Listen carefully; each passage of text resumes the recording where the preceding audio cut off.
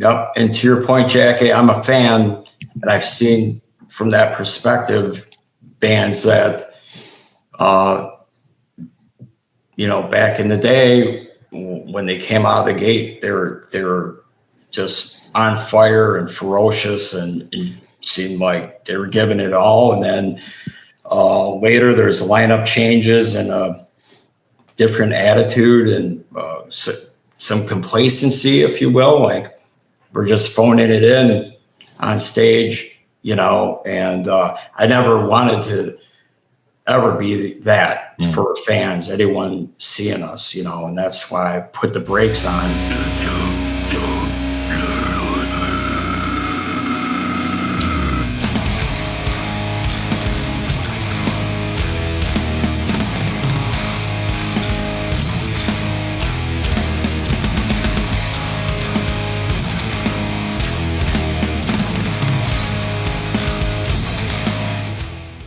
Greetings, Legion. Welcome to episode 254 of Into the Necrosphere. This week, my very good friend Jeremy Wagner comes back to the show after 3 years out in the wilderness, out in the abyss.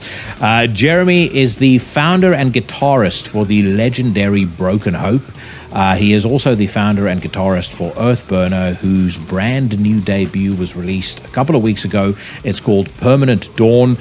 Jeremy is an award-winning author, and he is also one of the proprietors of Dead Sky Publishing. We had a lot to catch up about.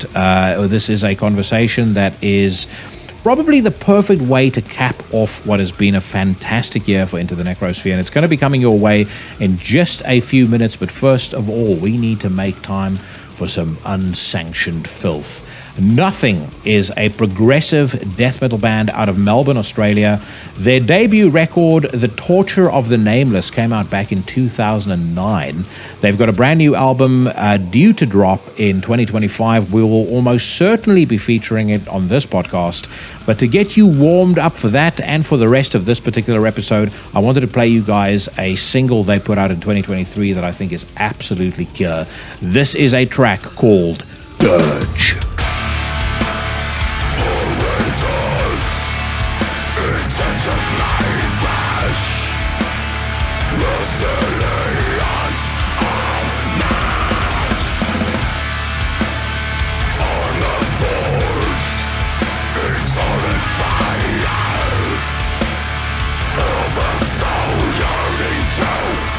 Reclaim me.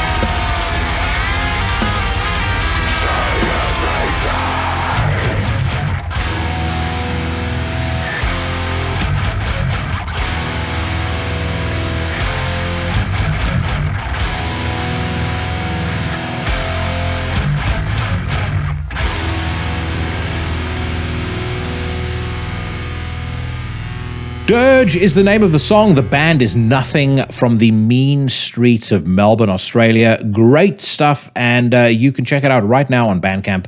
A link in the description to the podcast. As I mentioned, their sophomore album is due for release early next year. We will almost undoubtedly host a premiere on the Sphere for that when they are ready to unveil it to the public. But I hope that you enjoy what you heard so far. And of course, if you do head over to Bandcamp, as is my request always, when you buy yourself any music, you let them know that it was old Jackson at Into the Necrosphere who sent you. You will be aware, my friends, that I am a proud member of the Horsemen of the Podcasting Apocalypse, a unit of men, a unit of elite podcast creators dedicated to bringing you high-quality entertainment from Monday to Sunday. On a Monday, we've got the inimitable Brandon Legion giving you another episode of Horror Wolf 666.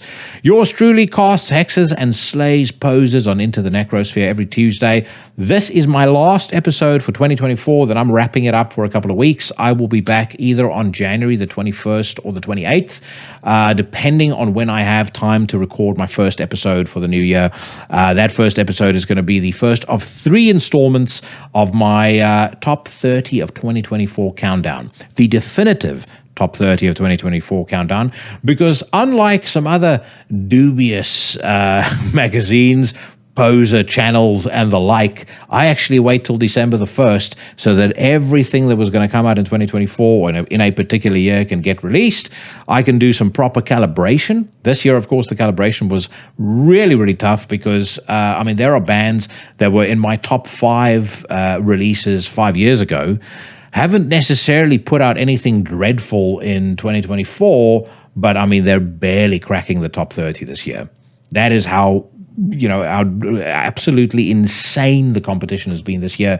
And if you want to hear more on that, if you want to find out who the band is I'm talking about, stay tuned for the weekly news rant straight after my conversation with Jeremy. I am also going to be listening on that news rant to the new single by King Diamond. We listened to the brand new single by Sacrifice, their first one in 15 years, and I answered some more of the Legion's questions. So that's an hour of fun and frivolity coming your way later in the show. Later in the week, there is Sensei Mike Hill deploying another installment of Everything Went Black. That happens on a Wednesday. Also on a Wednesday, we've got Cheyenne of Trivax and his podcast, Iblis Manifestations.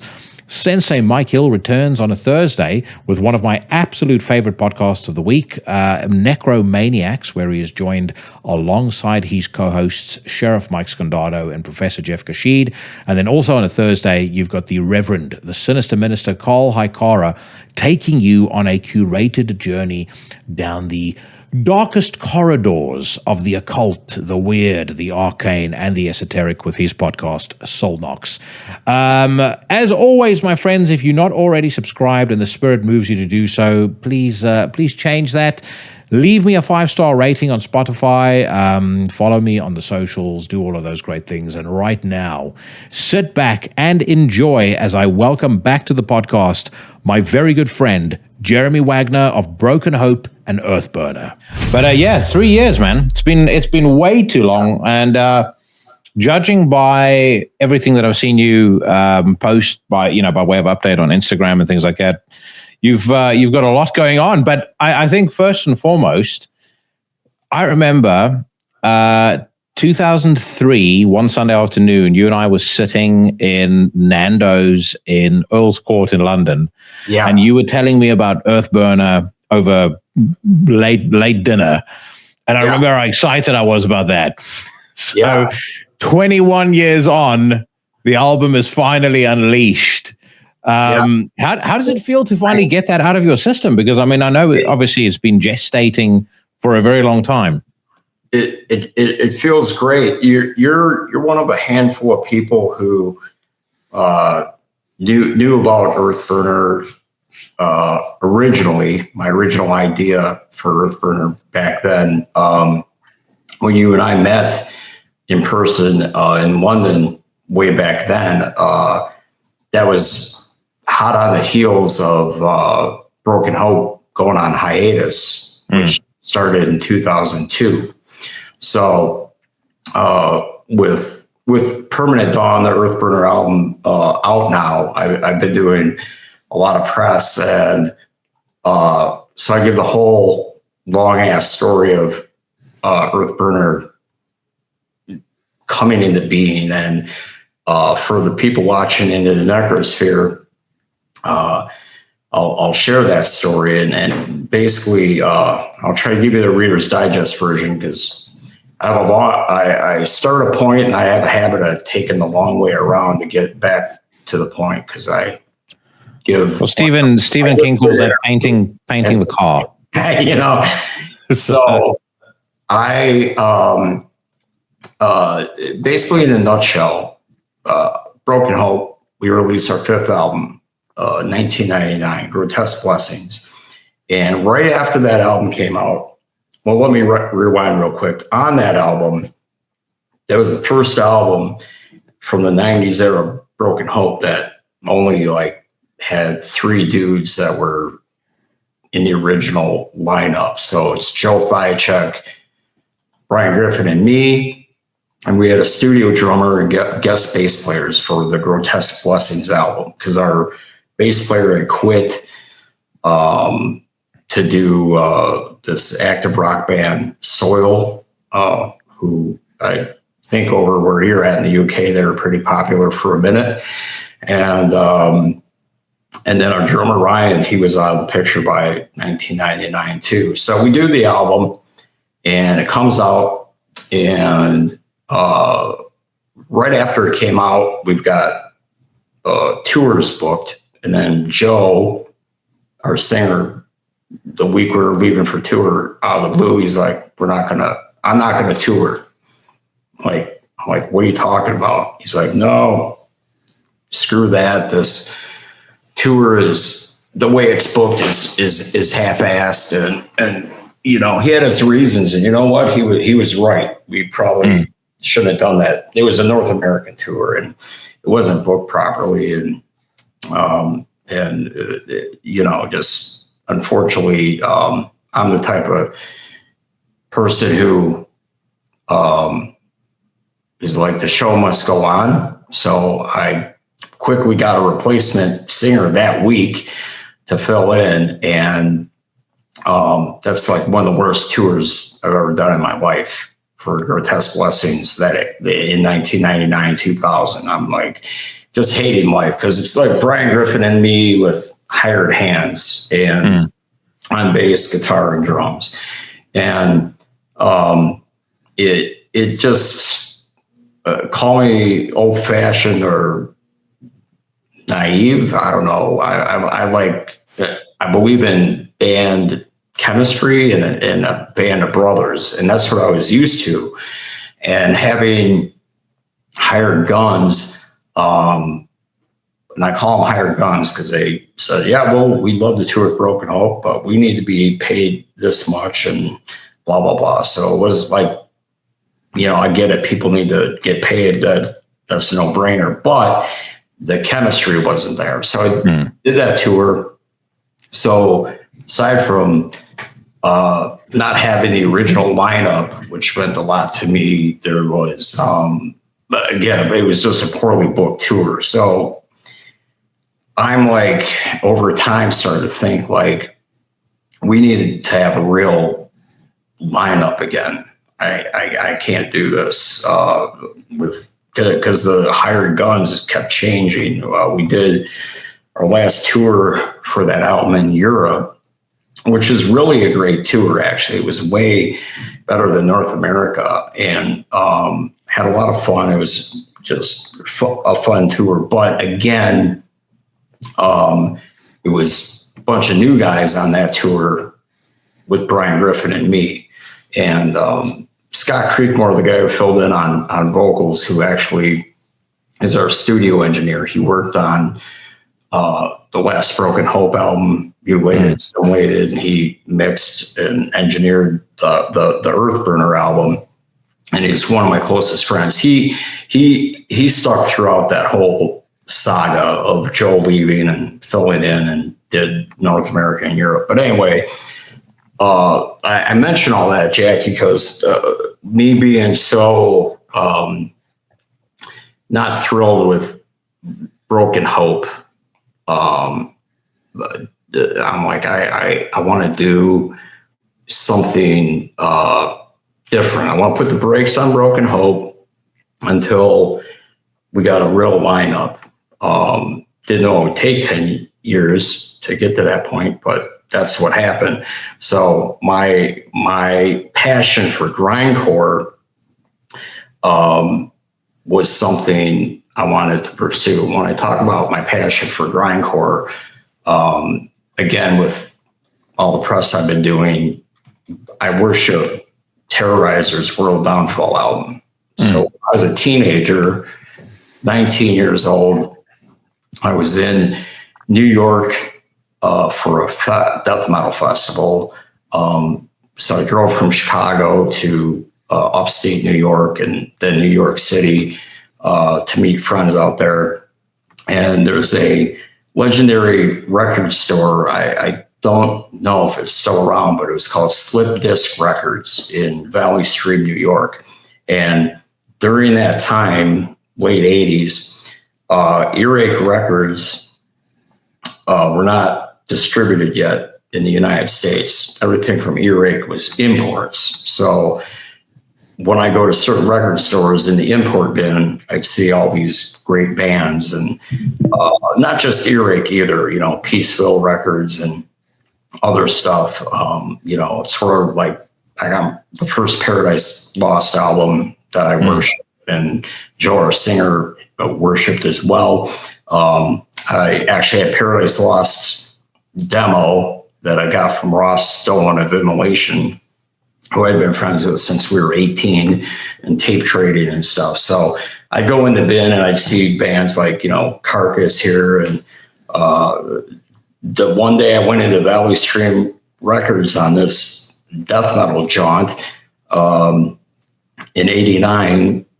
2 albums had just come out from Earache that year. One was Morbid Angel, Altars of Madness, and one was Terrorizer, World Downfall. So I bought both of those CDs as imports.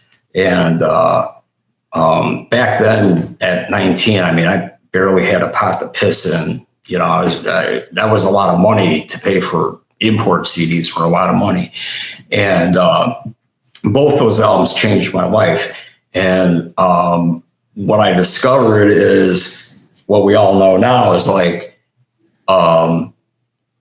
and my friends in New York pointed out when I bought the albums was, hey, the drummer for Terrorizer is a drummer for Morbid Angel now, and the guitar player for Terrorizer, Jesse, is in Napalm Death now, and I was a huge Napalm fan too at that time.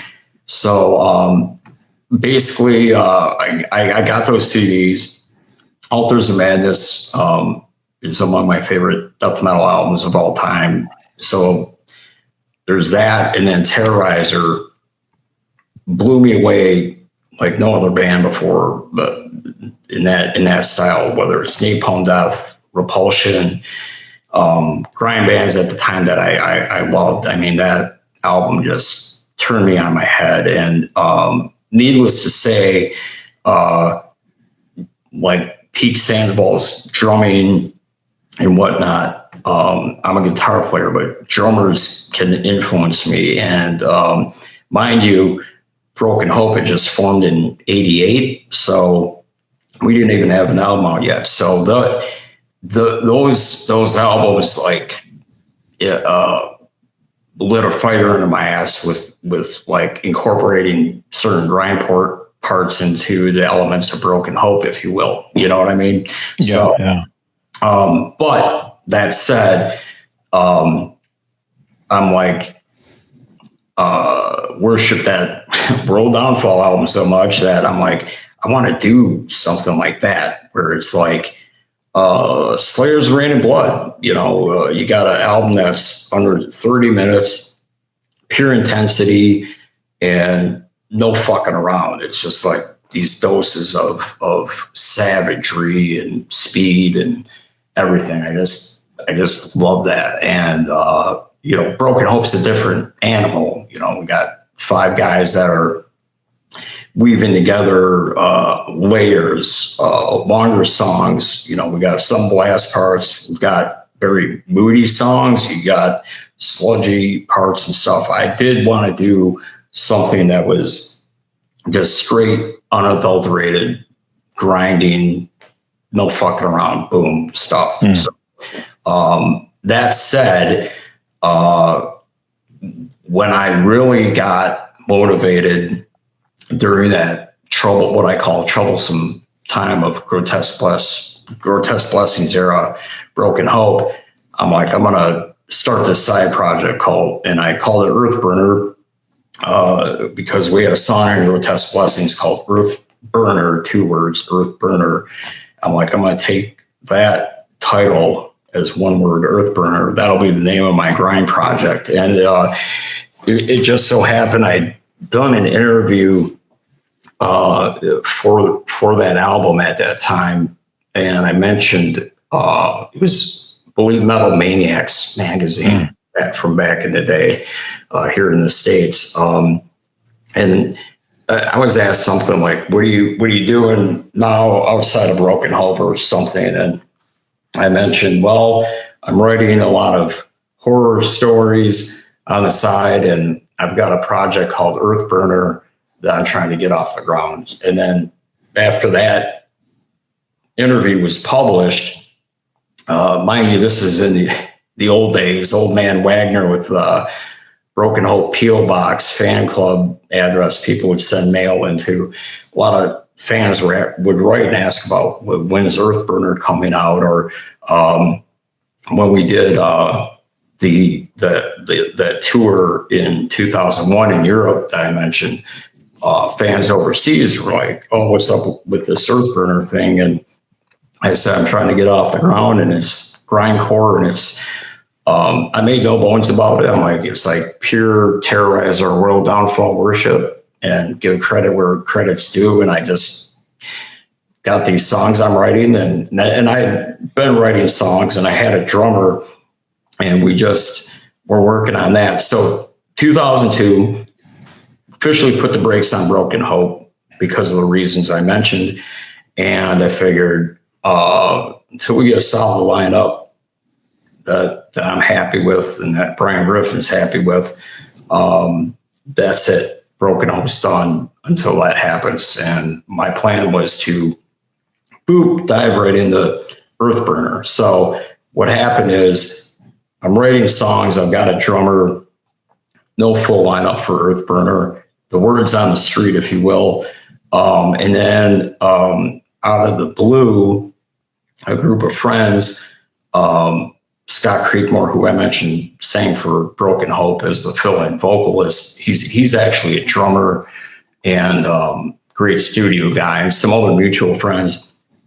We started jamming together, and we just out of the blue, we made this band Lupara that you might remember. I remember that very well. I still have the demo that you gave me. Yeah. So when I met you for the first time in London, I got a picture of you and me standing outside of Big Ben in Parliament and stuff. Yeah. Lupara was going, and that band ended up kind of taking my life over for a few years. We got a record deal. We did 1 album and a music video, and then that just kind of came and went. So when Lupara had its short-lived life, at the end of that, 2 things I was focused on. I wasn't thinking of Broken Hope at all. I was turning my thoughts back to Earthburner musically. I was also writing like my own kind of like personal music that it was kind of like if you will, Prodigy inspired, sort of like electronic,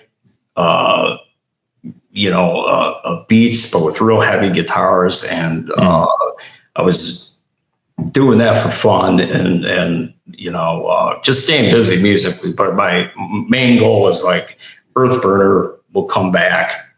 I'll put it together and just focus on that. But again, with the Earthburner long ass saga, life gets in the way. And what happened was, 2009, the original Broken Hope members, we all got together and had a meeting, and we hadn't seen each other in years. Like Joe and Ryan and I hadn't seen them in a while. Sean I frequently see, and Brian Griffin I'd see often. And well, we met because we've got what I found out is when you're gone in a band like Broken Hope or any band that's put out, 5 albums, and you go away for a while, I learned that there's people that want you back.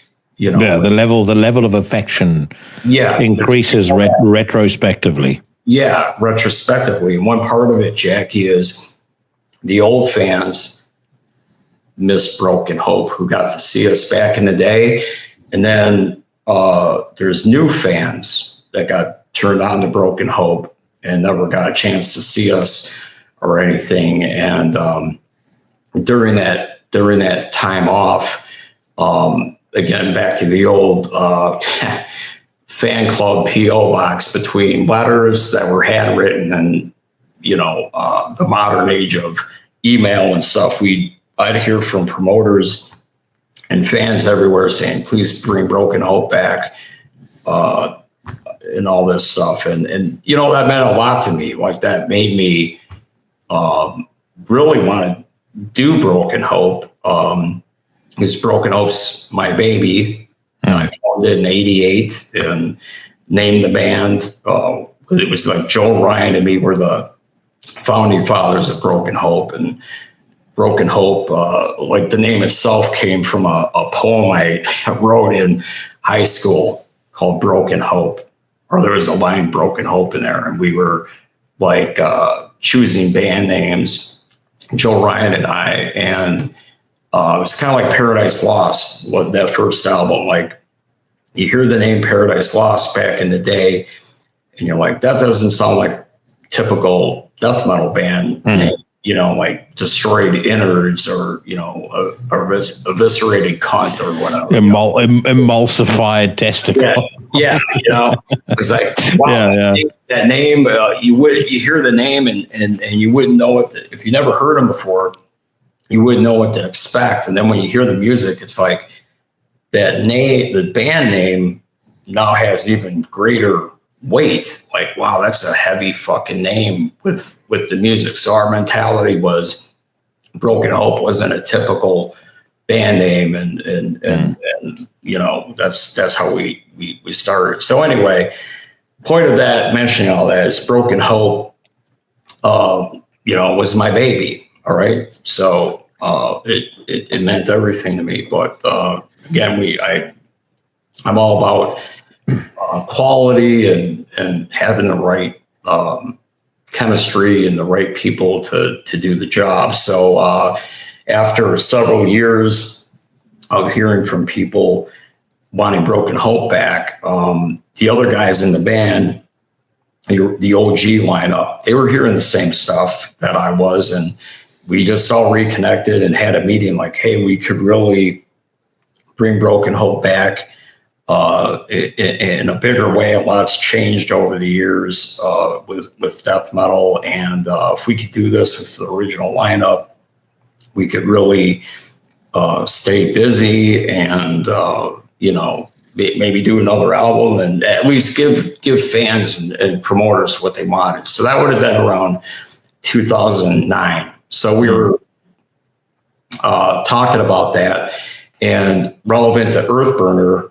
Again, this is life getting in the way. Broken Hope was going to be a priority. So I wasn't really focused on Earthburner, despite, that period between Blue Power and talking about Broken Hope coming back.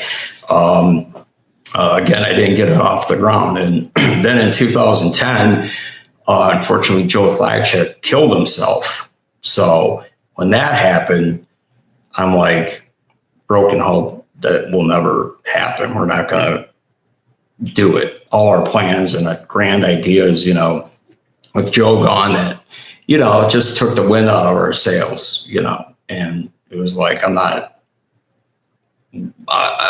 just didn't see it happening. So that said, by 2011, here we go again. Jeremy wants to do Earthburner. And this time I was like really dead set on it. And I immediately started working on finding a drummer, first and foremost, who could play on that level of grind. I'm talking like Pete Sandoval level of grinding and drumming. It's really, anyone that knows that World Downfall album, it's like the super tight, controlled, intense grindcore drumming like I just never heard before. And I wanted that kind of drummer. And a friend introduced me to Mike Michek, local drummer.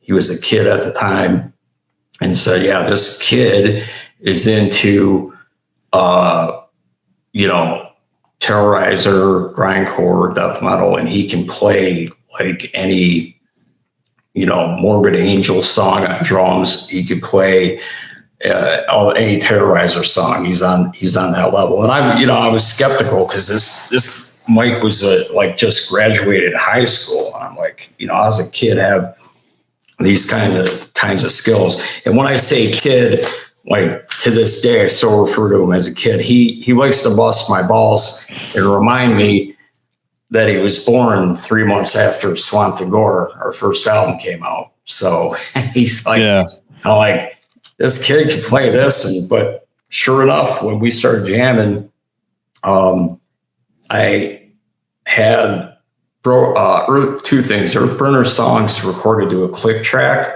just my guitar with a super fast BPMs. I'm like, come up with drum beats for this, and then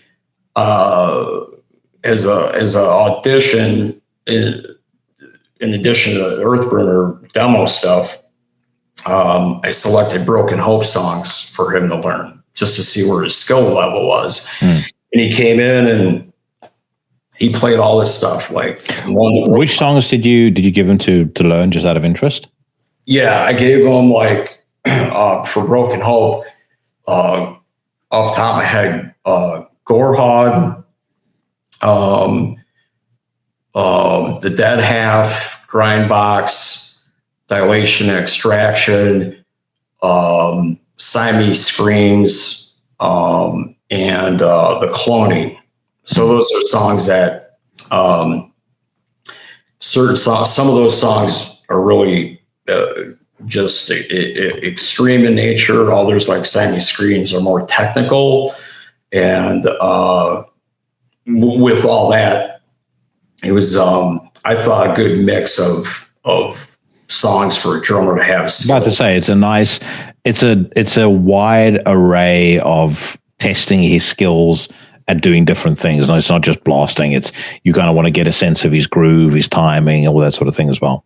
Yep, exactly right. And Mike was flawless. Like, my jaw dropped. I'm like, wow, we just played these songs like nothing. So that said, I'm like, well, Mike, you're the guy I want to work with to make Earthburner. Let's do it. So I already, as I mentioned, had Earthburner songs written. We got those really tight. And then we got a singer, a local guy named Ryan Richards, who was in a couple of local bands. And at the time, he was a really great fit with his style of vocals. He had a grindcore band he was doing, and some other bands, and it worked out great. So our lineup was basically Ryan, Mike, and me. We didn't have a bass player yet, but with all the time that had passed, just having Mike and Ryan, I'm like, I don't want to waste time. I want to keep going. Let's get a demo recorded. It was an EP, and we did an EP of 3 songs that's still out there. It's still available, like on Bandcamp. And we did a music video. And in the studio, I played and recorded the bass guitar. So, but we got all that done. We, like you could technically say 2011 or Earthburner finally arrived. And next thing you know, as we're moving merrily along, what happens? Broken Hope comes back in my life, 2012, and late 2011, early 2012. And basically I was approached by a management booking agency. So it's like this conglomerate of these guys were doing it all, managing bands and booking them. And they're like, look, there's a real demand for Broken Hope.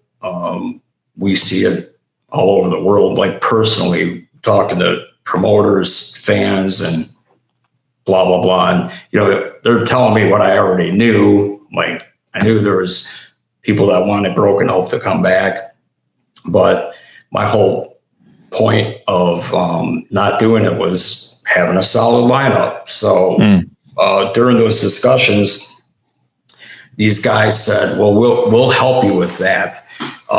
You already have a drummer, Mike, because Mike could play any Broken Hope song, and him and I were, thick as thieves and tight like that. But to fill in the rest of the roles, excuse me, that's where we needed help. And I wasn't, actively looking to bring Broken Hope back, as you know, after Joe died. So this company, they helped fill in the pieces. And what on the bass player side, that was real easy. Sean, who I had mentioned, had left Broken Hope to do Soil, is no longer in Soil, and he was willing to come back. So that gave us one little speck of old school Broken Hope legitimacy, if you will. And Ryan, our drummer, unfortunately, wasn't going to come back, and he actually passed away shortly after 2012. So Ryan was out of the picture.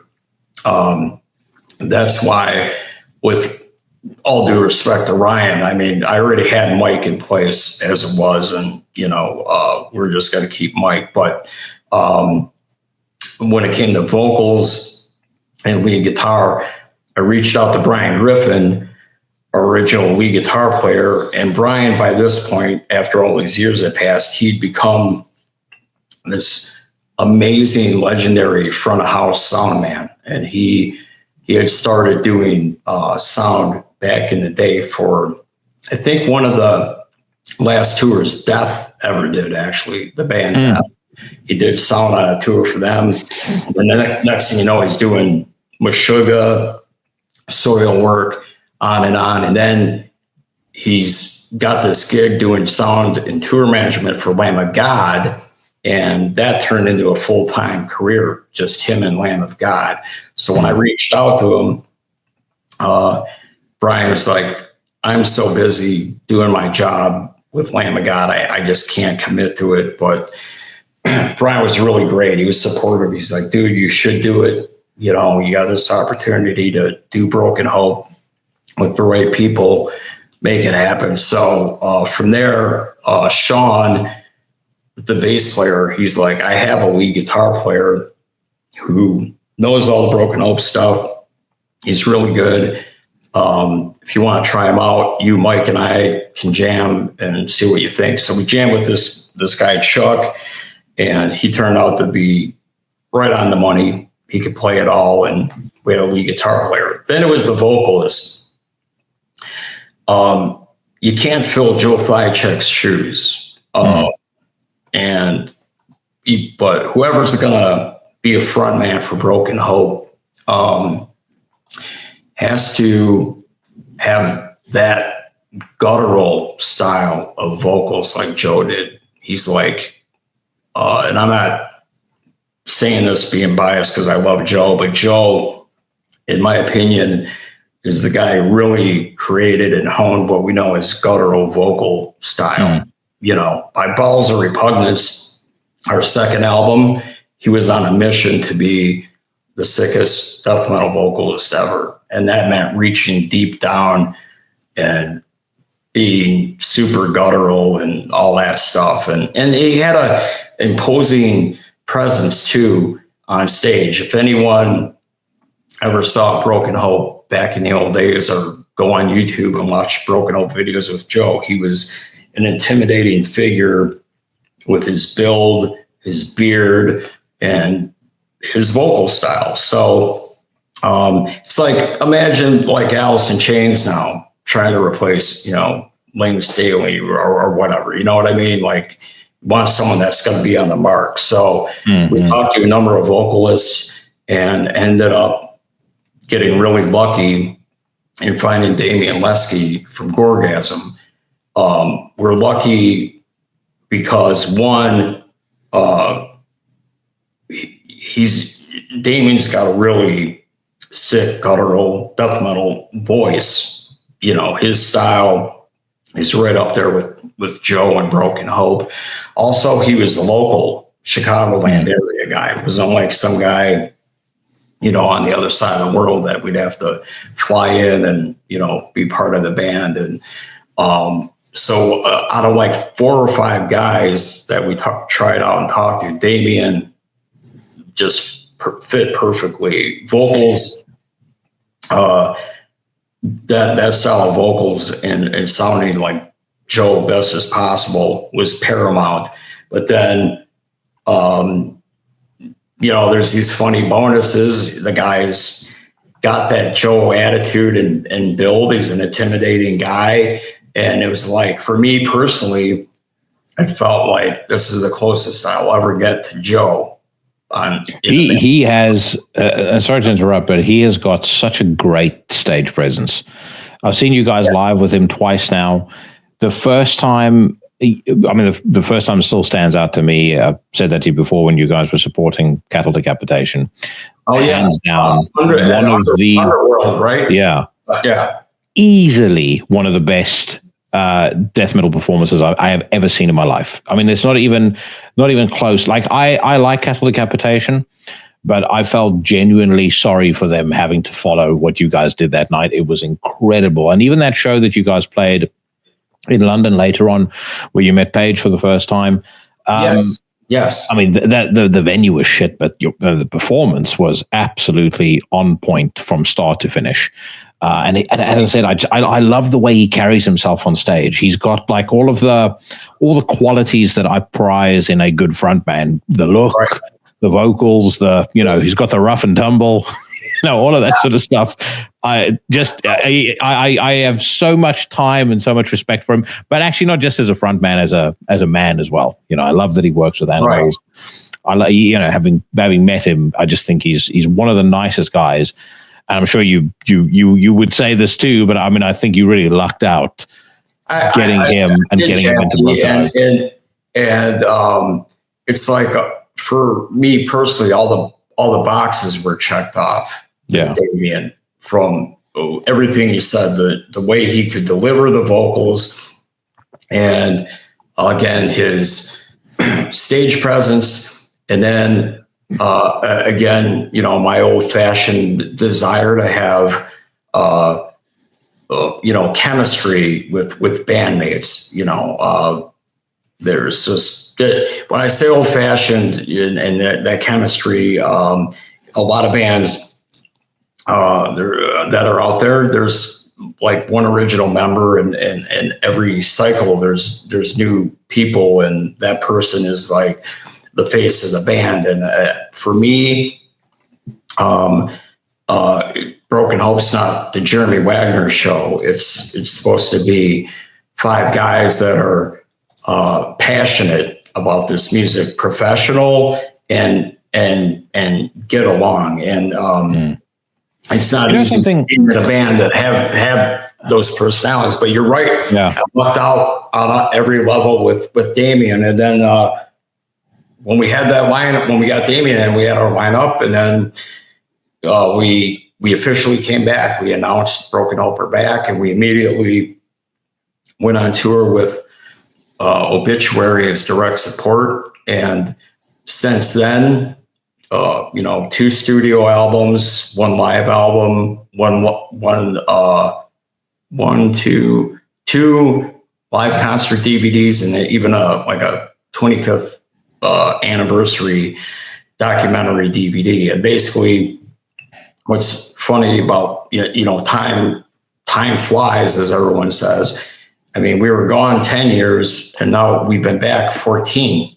Now it's just crazy how that all happened. Just a last comment, just on what you said about chemistry on stage. That is something that you see with Broken Hope as well. Is even though you're the sole original member. I mean, first of all, I think it's a rare feat to pull off the kind of rebirth that you did with Broken Hope, with just ultimately in the end just you, because I know obviously Sean left.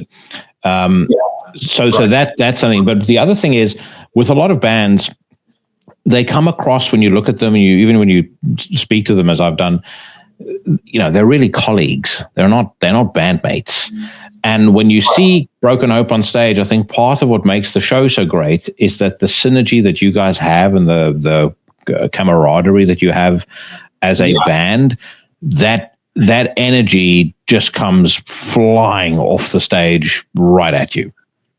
Yeah. Oh, it's cool to hear. Thank you. Because camaraderie, that's what I'm talking about. And also having fun. This, I know it's a business. People say being in a band and, releasing albums and touring, this is a business and whatnot. But at the end of the day, for me, being in a band, I get it, it's business. But dude, it's like, you have to live with these people, and you have to travel, and just, they're a big part of your life. And I want to be surrounded by people who are on the same page as me, and not looking at it as this is strictly business, not personal. I want it to be personal. I want you to be in this because you're passionate about the music. And also, I like to fucking get along with you and have a good time and all that. So, I was really fortunate. It's also, and to hear professionalism face of the audience is great, 100%. But professionalism is one thing, but I'm also a believer, because if I relate it back to my day job, I mean, this is something I talk to people about all the time. If you enjoy what you're doing, you're naturally going to be better at it.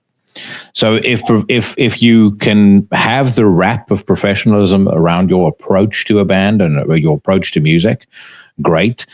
But the people in the band actually have to enjoy it, because otherwise you end up like, again, many bands that I shan't mention, but most people can probably waver a guess at a couple of them, particularly people that have been in the scene for a long time. You see those guys on stage and the joy is just gone from what they do.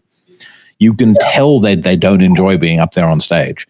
And that sucks, especially the old guard and the older bands that we grew up seeing. I mean, I wouldn't necessarily say Morbid Angel specifically, but you were talking about Pete Sandoval. I every so often I'll go back on YouTube and I'll dig up the oldest shit that I can possibly find. I saw this clip of Morbid Angel live in, I think it was Denver in 1991, and they're doing the Ancient Ones. And the ferocity and fucking menace that is coming off that stage in everything. I mean, the way Trey is just ripping that opening solo on that song. David looks like he's about to fucking murder somebody in the audience. Commando has sped up the song a little bit, but he's kind of got that. He's got this sort of laid back, Latin groove with the way that he plays as well. Everyone that knows Commando's playing knows what I'm talking about. Right. It's soul destroying as a long time fan when you see a band go from that. And I just use Morbid Angel as a example of somebody's glory days. Right. But when you see legendary bands become a legend in name only, because their performance and their delivery is no longer befitting of the status that they hold in the scene. And the one thing that no one will ever be able to say about Broken Hope is that you guys fall into that camp. You definitely don't. You can see you guys love it on stage. and it comes through in the performance. Yep. And to your point, Jackie, I'm a fan, and I've seen from that perspective bands that, back in the day when they came out of the gate, they were just on fire and ferocious and seemed like they were giving it all. And then later there's lineup changes and a different attitude and some complacency, if you will, like we're just phoning it in on stage, and I never wanted to ever be that for fans, anyone seeing us, and that's why I put the brakes on in 2002, because I'm like, if I'm not feeling it myself, who knows what we look like to people that paid money to come to the show. It's like, I don't want to have anyone on stage next to me looking like they're just phoning it in, not having a good time, and just not giving off that vibe like you're talking about, that ferocity, that intensity, and that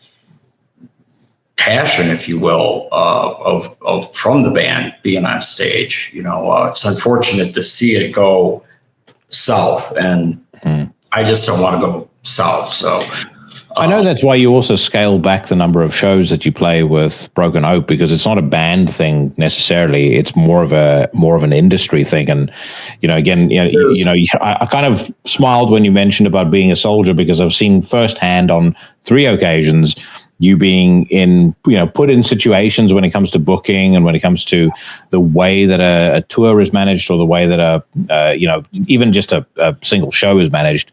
That's just a fucking shambles. Talk about professionalism. I mean, it's a 5-year-old could do a better job. My 10-year-old daughter would be able to organize something better.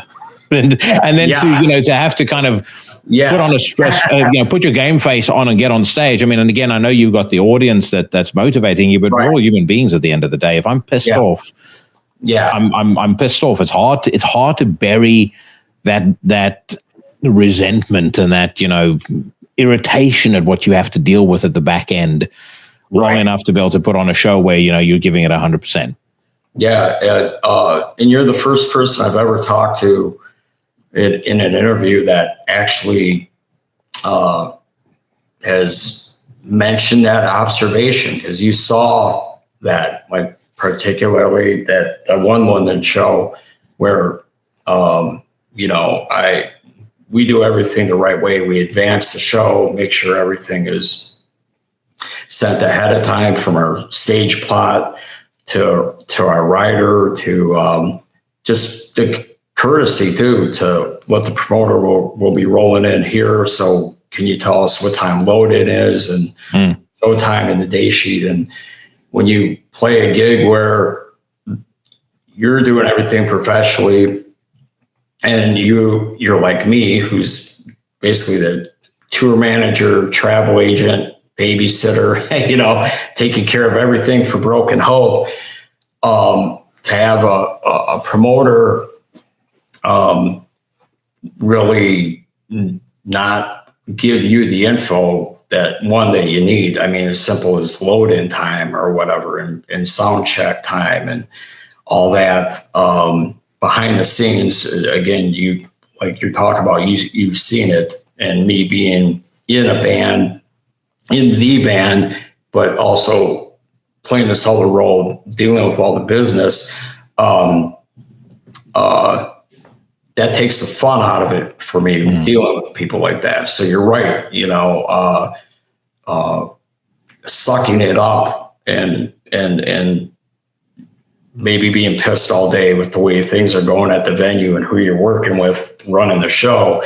I've learned you gotta suck it up and keep in mind, people are coming to the show, they pay tickets. So, as you say, your game face, put your game face on, and get up there and do what you're supposed to do. But once I hit the stage, it isn't just like putting on the game face and giving people their money's worth.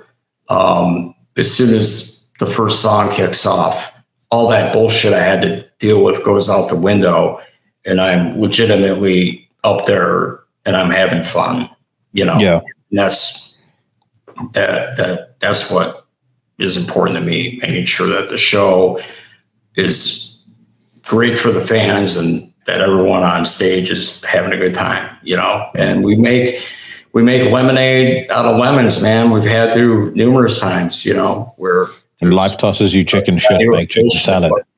So anyway, we as I was mentioning, so we've Broken Hope has been back 14 years, and to a point you made a few minutes ago about how Broken Hope has in the past few years, we've, I guess, slowed down a bit. We now pick and choose our battles, we do either one-offs or maybe we'll do a week of dates, in a country, 5 to 7 dates or festivals and stuff. Because the thing about Broken Hope is the guys are at a level or a point in their life, I should say, where they're married, they've got kids. So like Damian Lesky just became a U.S. citizen, even though he's lived here for like 30 some years or whatnot. He's originally from Poland. He finally became a U.S. citizen. He's got this great job working for the police department. His love of animals. He's the animal control officer for this police department and loves his job. And Mike Michek just had a baby, our drummer, and he's married. And Matt, our lead guitar player, has a 5-year-old. So all that said, it's like we've grown older, and in life, people get married and build families and stuff. And Broken Hope's not a career. It's not, we have to be on the road, 300 days a year to make a living. We're in this, what our record label, Metal Blade Records, for example, they're re-releasing the first 5 albums with me next year in 2025, remastered and all this great stuff that's coming. And they refer to us as a legacy band at this point. And a legacy band is one, like, that basically means we've been around for, over 30 years, and we've got X amount of albums. And with that, we have nothing to prove, and we don't have to make a living off of it. So we've got this, call it a luxury, if you will, to be able to do things the way we want to and choose those battles. So with that, that's a great lead up to why Earthburner is here with our first album, because with Broken Hope slowing down and being in this legacy mode. By the way, we are still very active. I every week hear from someone asking when the hell we're going to have another Broken Hope new album, because it's been a while. It's been like 2017 was when Mutilated and Assimilated came out, and we've got some new songs written, and I was hoping even this year we were going to have a new album, but it's just taking time. Again, everyone in the band has not only lives and families, guys also have different bands. Damien's still doing Gorgasm.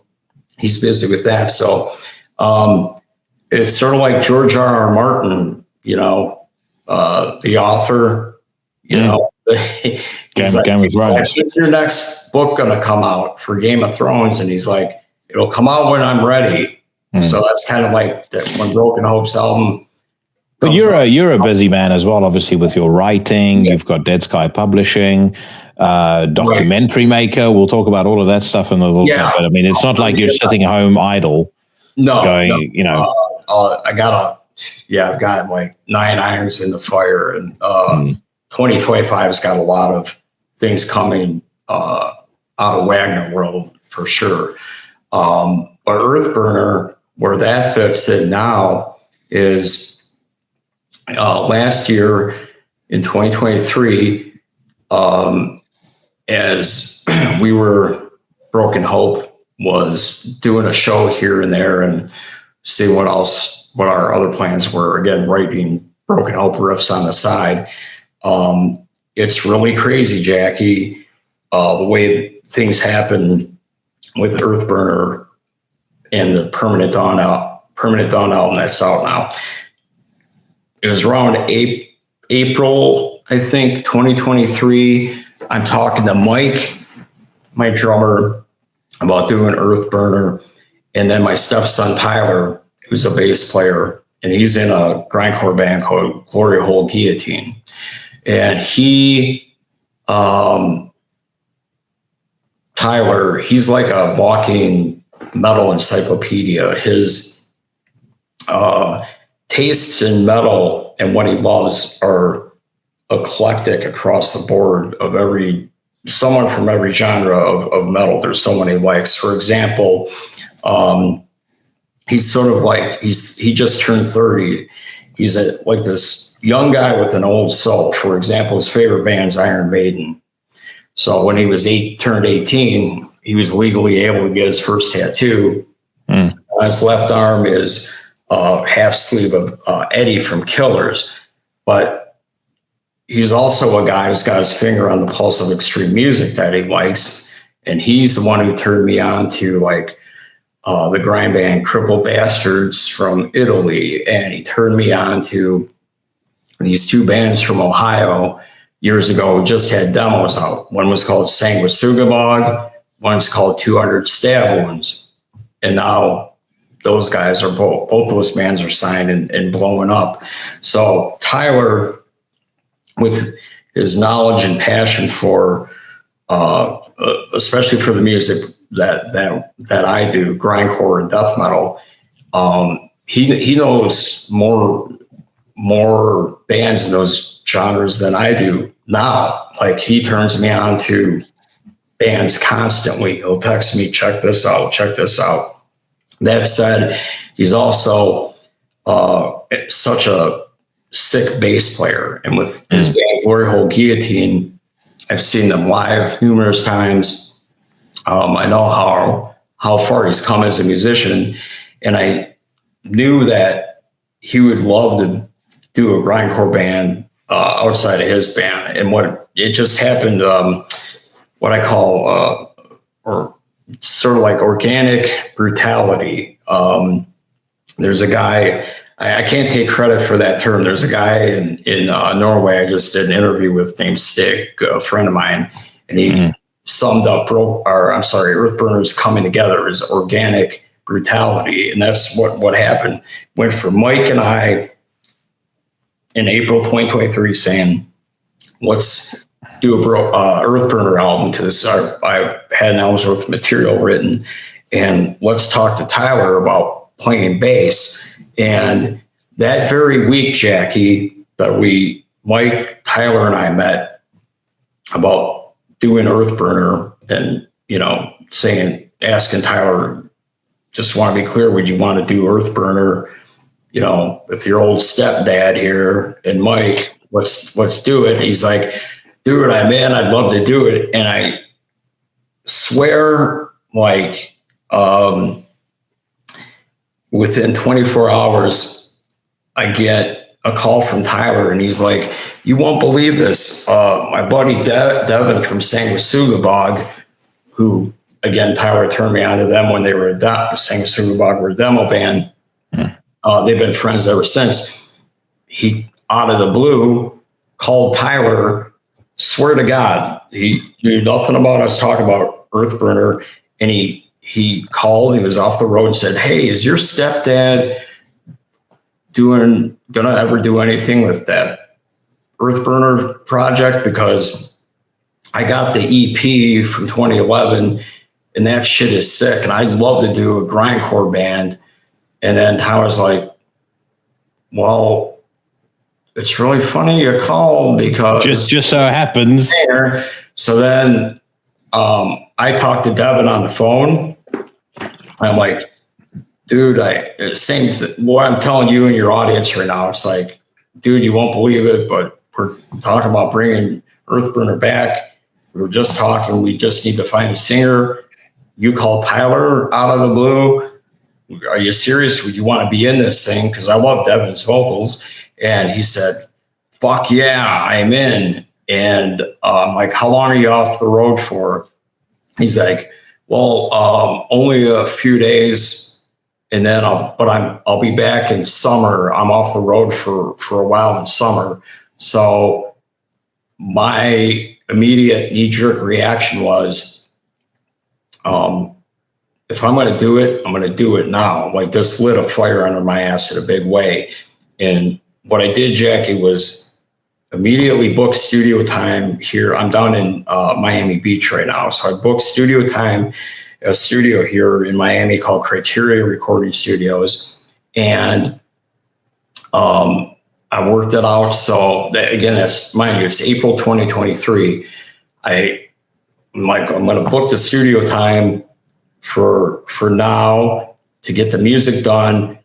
Devin will have from now till, say, June, when he's going to be off the road for a while, and he could do his vocals in a studio in Chicago. And, you know, he had the right lyrics and stuff. So next thing you know, bro, within 2 weeks, we were in the studio recording the entire Permanent Dawn album musically in the studio.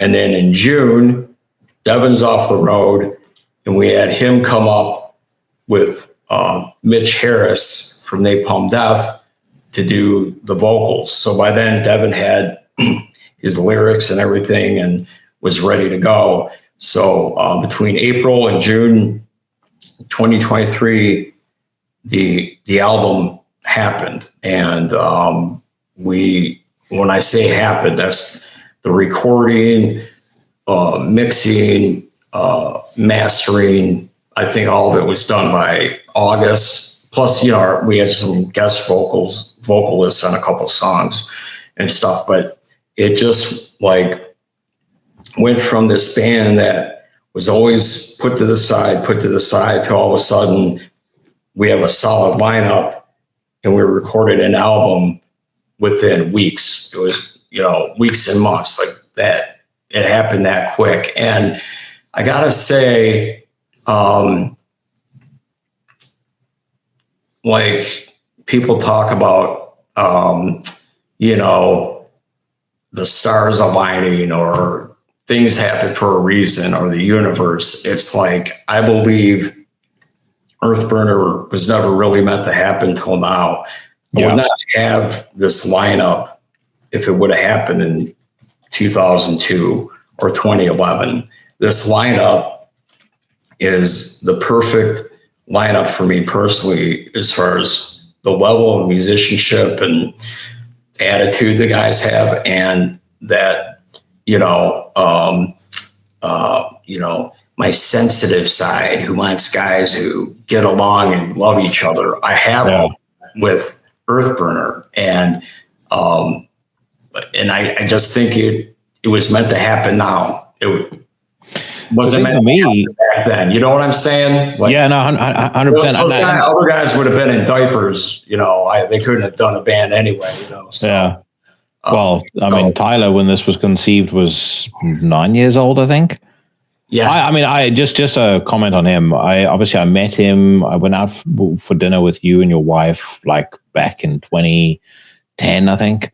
This was like he was still at school, and old soul is a great way to describe him. He's a fucking brilliant young man, and one of the driest and funniest senses of humor ever. But you skimmed. You got to meet him because Warrior Hole Guillotine opened on the cattle decapitation. Yeah, correct. Yeah, you skimmed over Criteria Studios. Now, I think like anybody who's not like a studio or an audio nerd potentially won't know this, but Criteria Studios is like, in terms of like heavyweight studios or studios that have hosted influential recordings that cut across all genres. It's like a who's who. You've had the Bee Gees record there, Black Sabbath have recorded there, Heaven and Hell, one of the greatest Black Sabbath records that was recorded there. Fleetwood Mac did some of the sessions there for Rumors. Yes. And potentially most importantly, Two Live Crew did Nasty As They Want to Be over there. So, that's right. But that studio's history is absolutely incredible. There's, I don't know if you've ever seen the documentary on a studio. I think it's called Sound City in California, where many legendary albums were recorded. And that studio is unfortunately gone now. That history is gone.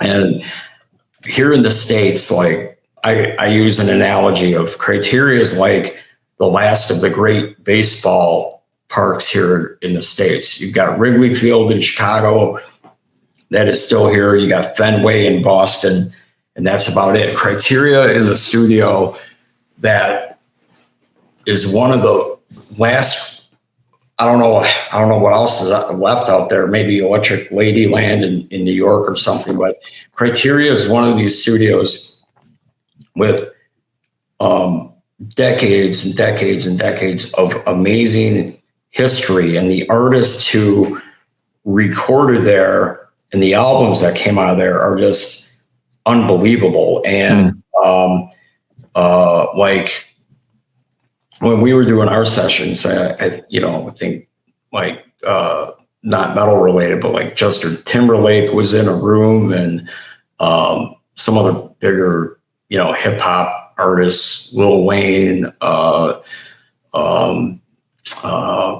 who the hell, I can't remember. Some Al Di Meola was in there doing something. So the studio, like their first gold single was James Brown, I Feel Good, was done there on the spot. That was their first big like hit that came from that studio that they got an award for.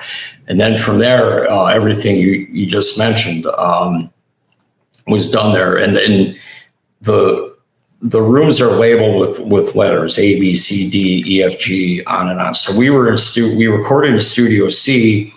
In that particular room is where Sabbath did Heaven and Hell, and Fleetwood Mac did Rumors, Eagles Hotel California, Bee Gees Saturday Night Fever, and many more. So the history is just blows my mind. So to record there was really amazing. And the owner, there's a video clip somewhere that came out a few weeks ago, prior to the album coming out, like little pieces of like Earthburner teasers for Permanent Dawn. And one clip was about recording at Criteria. It's only like a minute or so long, but I said to the vice president who runs the place in the clip, I'm like, at the end of the video, I'm like, well, would you say Earthburner has got to be the heaviest, most extreme band that's recorded there?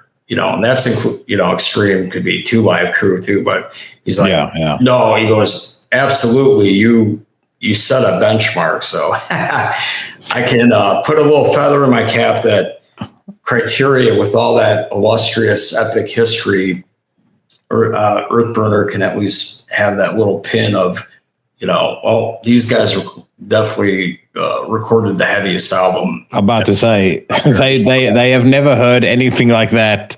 I mean, like I can imagine the old hands at that studio.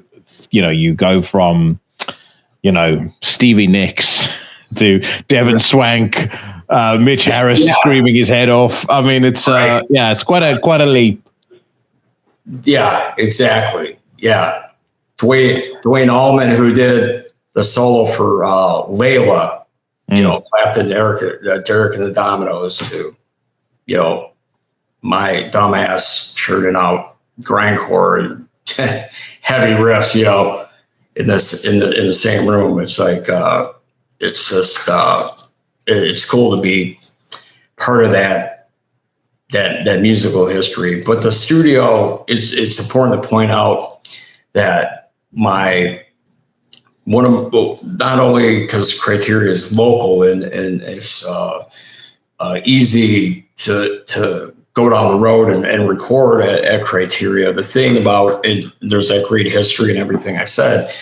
They have all this fantastic equipment, and with my approach to anything, I want high quality, whether I'm publishing books or putting out albums. And I knew that Criteria could really be the place to produce the best sonically sounding album. And with my co-producer, Tommy McWilliams, and me with that mission, there's reasons too behind why we recorded there. It's not like we went into Studio C just to say, we recorded where Heaven and Hell by Sabbath was done. It was like that room in particular is a great room for drums, and they have a Neve console, which is great to track on. And then we went to Studio A to mix the album on this SSL board, and doing so when we're mixing down, because of Criteria's history, part of that history is also equipment based. So when I talk about recording on a Neve console, mixing through an SSL, the other thing is they have held on to these, all this vintage gear. So when we were mixing, Trevor Fletcher, the vice president of Criteria, out of the blue goes, "Oh, you know what? I just thought of something. You guys could mix this down to analog as well, analog tape." And I'm like, "Wait, they still make analog tape? What are you talking about?" He's like, "We have a room full of vintage gear that's completely restored in an amazing running condition. You know, just like someone who restores and keeps a vintage car running." Right? Yeah. So they had this old reel-to-reel machine, and they had tape.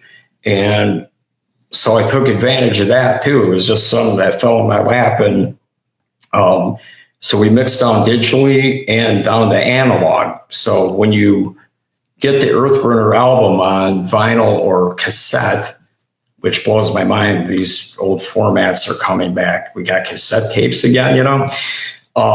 It's not on the CD, but on the vinyl and on the cassette, side A is the digital mix side. And we permanent on and call it, we nicknamed it, you'll see it on the label. It says side A, digital Dawn. And then side B is the analog mix of Permanent Dawn. It says, analog Dawn.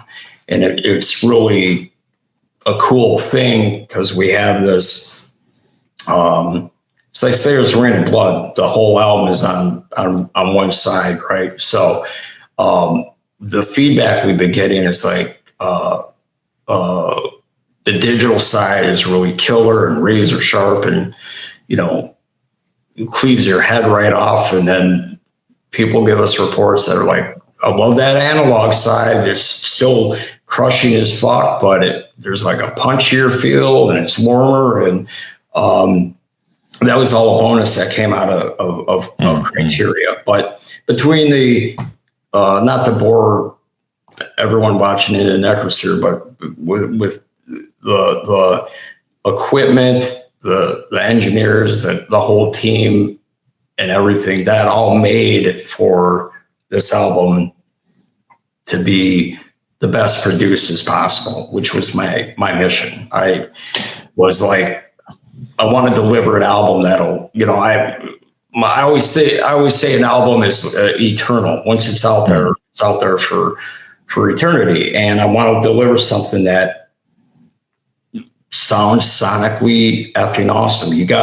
You're a fan, you buy it, you got your money's worth. Yes, there's some people that think grindcore and, even black metal, punk, there's a mentality that things should be lo-fi, and that's part of the attitude. But my attitude is, it doesn't take away from our attitude. Our pissed off nature comes through, the intensity comes through. It just fucking sounds great on a sonic level. And that's what I wanted to give everybody. So I think we. Yeah, I would truly believe there's no such thing as music needs to sound a certain way. I think music needs to sound how it should sound. Like I know you're an audiophile like me as well, so we will definitely have to talk about that in just a second. But Yeah, I couldn't imagine A Blaze in the Northern Sky having the fidelity of we just spoke about it, Heaven and Hell. It would sound atrocious. yeah. However, I equally don't want to hear Heaven and Hell with a lo-fi, Right. Basement dwelling production of A Blaze in the Northern Sky. Right. It's horses for courses. Just on the audiophile side of things, I think this must have been about 2 years ago. You posted a photo of yourself, I think in your living room, and I could see two Kef Blade speakers in the background, and I immediately did what all audiophiles do, which is like zoom in. Okay, what is he running? What is he driving those with? What has he got? What's your same thing? They zoomed in. They go, yeah. Oh, I see those Kefs in the background. Yeah. That's at my house up in Chicagoland. So, yeah, I'm really big on the way I am with production for my albums, like wanting superior sounding albums. I also I'm just an audio nerd like that. So like I have a system up north. When I say I'm in Miami Beach, my wife and I do the snowbird thing. Once November 1st comes around Chicago, we're out and we stay down here through June 1st. And it's just because, frankly, we can't handle or stand cold weather. We were born in the wrong climate. We're both Chicago area natives and just weren't cut out for it. So we do. I thought for a period of time you guys had moved over permanently to Miami. Yeah, no. I knew you had the two places. Yeah, it's half and half because summers up in Chicago are beautiful, and that's where we're from. And we have family up there, and it's just really just to escape, the cold of winter. We're like iguanas. We got to have warmth. Sunshine makes us go. Otherwise, we'd be indoors all the time. My stepson Tyler from Earthburner, he's the opposite. He wants it cold. He'll go out in sub-zero temps in a t-shirt and pants, and it doesn't affect him. He loves it. He'd be happy living in Siberia, probably. He comes down here and he's like dying. It's like, oh, it's too hot, whatever, So we're the opposite. But anyway, up north is where I've got that certain stereo system. So what do you drive those Macintosh components? Like preamp, power amp, and I can't remember what the turntable is, but it's that with those Kef blades that you're talking about, and then which are really great speakers. I mean, I think they've really stepped them up with the Kef Blade metas that they release now. That meta material that they've got, it's like a dispersion material that they have inside it. It looks weird. It's like this maze that basically sits behind the driver, and it helps any resonance in the cabinet disperse. So, you don't have, you've got lower noise floor. Basically all of the good things, more separation between the instruments. But what I've always loved about Kef, very forgiving of the kind of music we listen to. You get certain systems are so revealing that, you can hear a fucking mouse fart in the studio if you listen closely enough. But that doesn't, if you're going to be cranking Battles in the North, it's not really to your benefit. So you kind of need something where, you can put Rumors on and you can go, oh my God, that's just one of the most incredibly recorded things I've ever heard in my life. Right. I should still be able to listen to an old school Norwegian black metal album and go, okay, I still get the feel of this. I am getting in literally 5 days time, and I'm counting down the fucking seconds to it. Finally, my dream amplifier, the new Griffin Diablo 333 integrated amplifier. Okay. Trading in I've got a Diablo 300. I'm trading that in, getting the 333. I heard that for about 10 minutes in Munich when I was there earlier this year. I was sold in about 60 seconds. I was like, wow. At some point, I'm getting this. This is fucking incredible. But I heard, I'm friends with the CEO of Griffin Audio, and I've had him on the podcast. I heard like their not top of the line, but a very well appointed Griffin system, which everything, all in was about, if you bought everything at retail, about $750,000. And he played a Tool song for me on my last day on the record player that I got there, and I swear to God, I literally sat there with a lump in my throat for the entirety of it. I was like, I've never been so like everybody always asks like, what's the what difference does it make listening to music on a $200,000 setup versus your fucking AirPods? The difference is emotional connection. Yeah, emotional connection. Music for me. Always an emotional connection. There's certain tracks of certain bands that if I put them on right now, they'd make me cry right here, right now. Like that emotion gets evoked. And when you talk about high-end audio equipment, I wish you could have been with me here because this is during COVID. When we got the system up north with the Kef blades and the system we have down here, we got invited to go to this kind of independent audio dealer guy, maybe kind of like your friend you're talking about. And we got our masks on, and it was just my wife and I, and they had all these systems set up, and like I saw shit that I couldn't believe. Like I'm like, what the hell is that? I mean, like these speakers that look like flowers because they got these big giant wooden baffles coming off the speaker. I don't know how to explain it other than it was like, here's a speaker and these wooden baffles, and they had to be like 8 feet in diameter, and those were left and right, and then other components on other systems where there's no housing. The stuff's like in a rack with, you see the tubes and everything, like and on and on and on, and testing each one of these out and just hearing the simplest our most well-known songs, if you will, for samples at this place. Like, oh, what do you want us to put on? We got,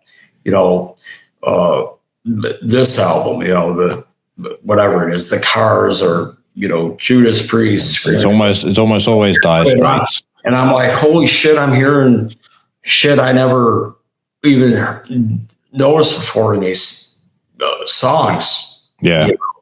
Like you said, stuff, your earbuds or speakers, and to your point, some people might say like, well, what's the difference, man, between, having this or that? If you really care about your music, and for anyone who's got like, or vinyl collectors or CD collect, anybody, like, play it on. If you're going to have a big collection of music, you're a real music fan, do some homework and really look into equipment. No, I agree. Those speakers that you were talking about, were they these by any chance? No, but close, bro. I saw stuff like that in that place. It was like a big, almost like a warehouse, but like a private showroom of sorts. This independent had gear everywhere, but he had stuff that looked like that. Yeah. So this is a company called ESD. So this was all at the Munich High-End Hi-Fi show. They have, it's like all of the elite places, like all have demo rooms and stuff like that. So it's just, it's kind of hi-fi as far as the eye can see. This was pretty impressive. This company's out of Japan. They're called ESD. These speakers retail for €741,000. And that excludes everything else you see back there. The subwoofers, amplifiers, everything else is excluded. But it was pretty impressive, but not as much as the Griffin setup. So we just you must have had a great friggin' time at that show, man. Oh, dude, it was nuts. Let me just get. I'm skimming through my Google Photos, so there's going to be a bunch of random bullshit thrown in here. Wonder if. Hold on, let me see if I can find it. This was the Griffin show, or this was the Griffin display. So that's the EOS 5 speakers. Wow. Their flagship Apex monoblocks, and then this turntable of theirs has got a diamond cartridge, which I mean, I don't have a turntable here myself because I don't have the room for it. But I've got a turntable. Hell, I was blown away. We had a cleaning lady that broke a cartridge. She was like touching the turntable, and I think the cartridge we have is a diamond type cartridge. Yeah. 6 weeks to get it in to replace, and you're much more of I'll tell you this right now. I'm always on a learning curve, so you're more of an expert on audio gear than I am, even though I've got some crazy shit. But I get obsessive about anything that anything I get into. I get completely obsessed. We have Macintosh amps for that, but that setup I just saw, with the blades, I'm mistaken. That doesn't have Macintosh powering that stuff. I think it might be like one of those Griffin like blocks. And I know I sound stupid, like, geez, the guy doesn't know what the hell he's got, but I don't know. No, dude. At some point, and said, hey, you want the best for this, and this? Well, this is what we got, so. Yeah. At some point, I'll get a picture of that system for you. If you come and visit here again, we'll go to a dealer friend of mine, and I'll get him to set up a few things for us. And I'm still waiting for you to come visit me in the U.S. in Chicago, Miami Beach. I've only been threatening to do it for 21 years now. Grill out together and do something. Yeah, no, 100%. I need to make that happen. A couple of other things I just wanted to ask you about. You've got this is also something that's been ongoing or brewing for a while. Your book that you were writing about Curtis Duffy. Yep. What's happened with that? A lot of great things. That book is coming out next summer, and a lot has happened in the last year because of that of the memoir.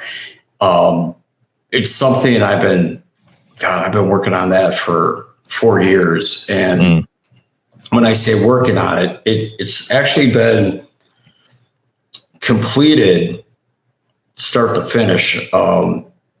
I wrote it for Curtis Duffy. Basically, he wanted to do a memoir, came to me, and I had never written a memoir. I'm usually writing fiction and whatnot, but I've got an open mind and all about expanding my horizons as a writer. But I also only want to write about, I won't write anything I'm not interested in. And we had been friends for years, but when I asked him, when he approached me and asked me to write, I go, why do you want me to write? He goes, well, I love your novels, and you're also one of my closest friends, and I trust you, and that you'll do it right. And I asked him a few questions about his life, and that I did, just like, what can you tell me that I don't know? When he told me some stuff, I'm like, holy shit. I'm like, all right, I'm in. And I interviewed him for, I must have done about 40 hours of interviews, transcribed it all, made the book out of that. And then over time, we've had a couple different literary agents, and then they were just shit. They were all hyped up about, we want to, take you on, and we're going to sell this memoir for the great Curtis Duffy. And then they kind of just dropped off the face of the earth. So that slowed down this book coming out. So long story short, my publishing company decided we're going to put it out. And then the next thing you know, this TV series called The Bear comes out. I was going to ask you about that. And it became the number one show in the country, season 3 this last year. And they used Ever Restaurant, Chef Curtis Stuffy's restaurant, as the restaurant for this Michelin-starred fine dining place. And what was cool is they actually used the restaurant name and logo too, instead of, it's a fictionalized casted show. So they didn't, nickname it like, Smith's Restaurant. They call it Ever, so yeah. That Smith got restaurant. so much That's only meat. The carnival's only. Next thing you know, every other day, Ever is mentioned in the New York Times, Variety magazine, on and on and on. And then we had these major publishers coming to us, wanted to give us all this money and take it. And we had already been through that with these agents and shit. And it's like, where were you guys before? Now you want to there. So we're like, fuck you. Curtis Stuffy's great because he's got the same attitude I do. We're like, fuck you. And no one's going to dilute our vision for this memoir, because the way I wrote it, it's nothing like any memoir you've ever read. We got a really great blurb.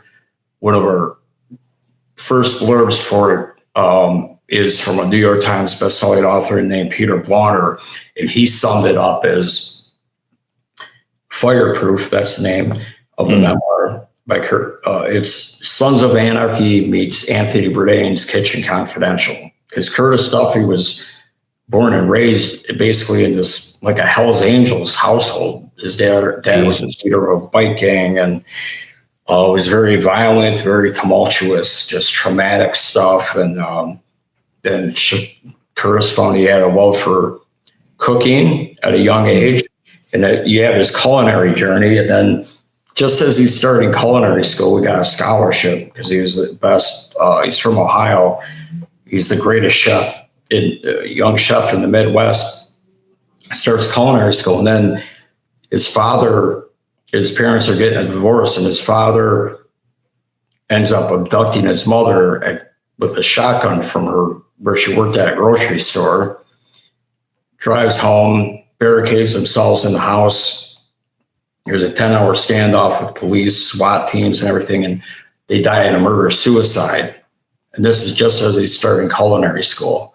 So the book kind of like, it's sort of like one of those movies you see where you get a glimpse of something that happened later, and then it then brings you to now. It's like, it's there's no fucking around with that book. And I told him when I signed on, I said, I've read so many shitty, boring memoirs. I'm not writing a shitty, fluff-filled memoir.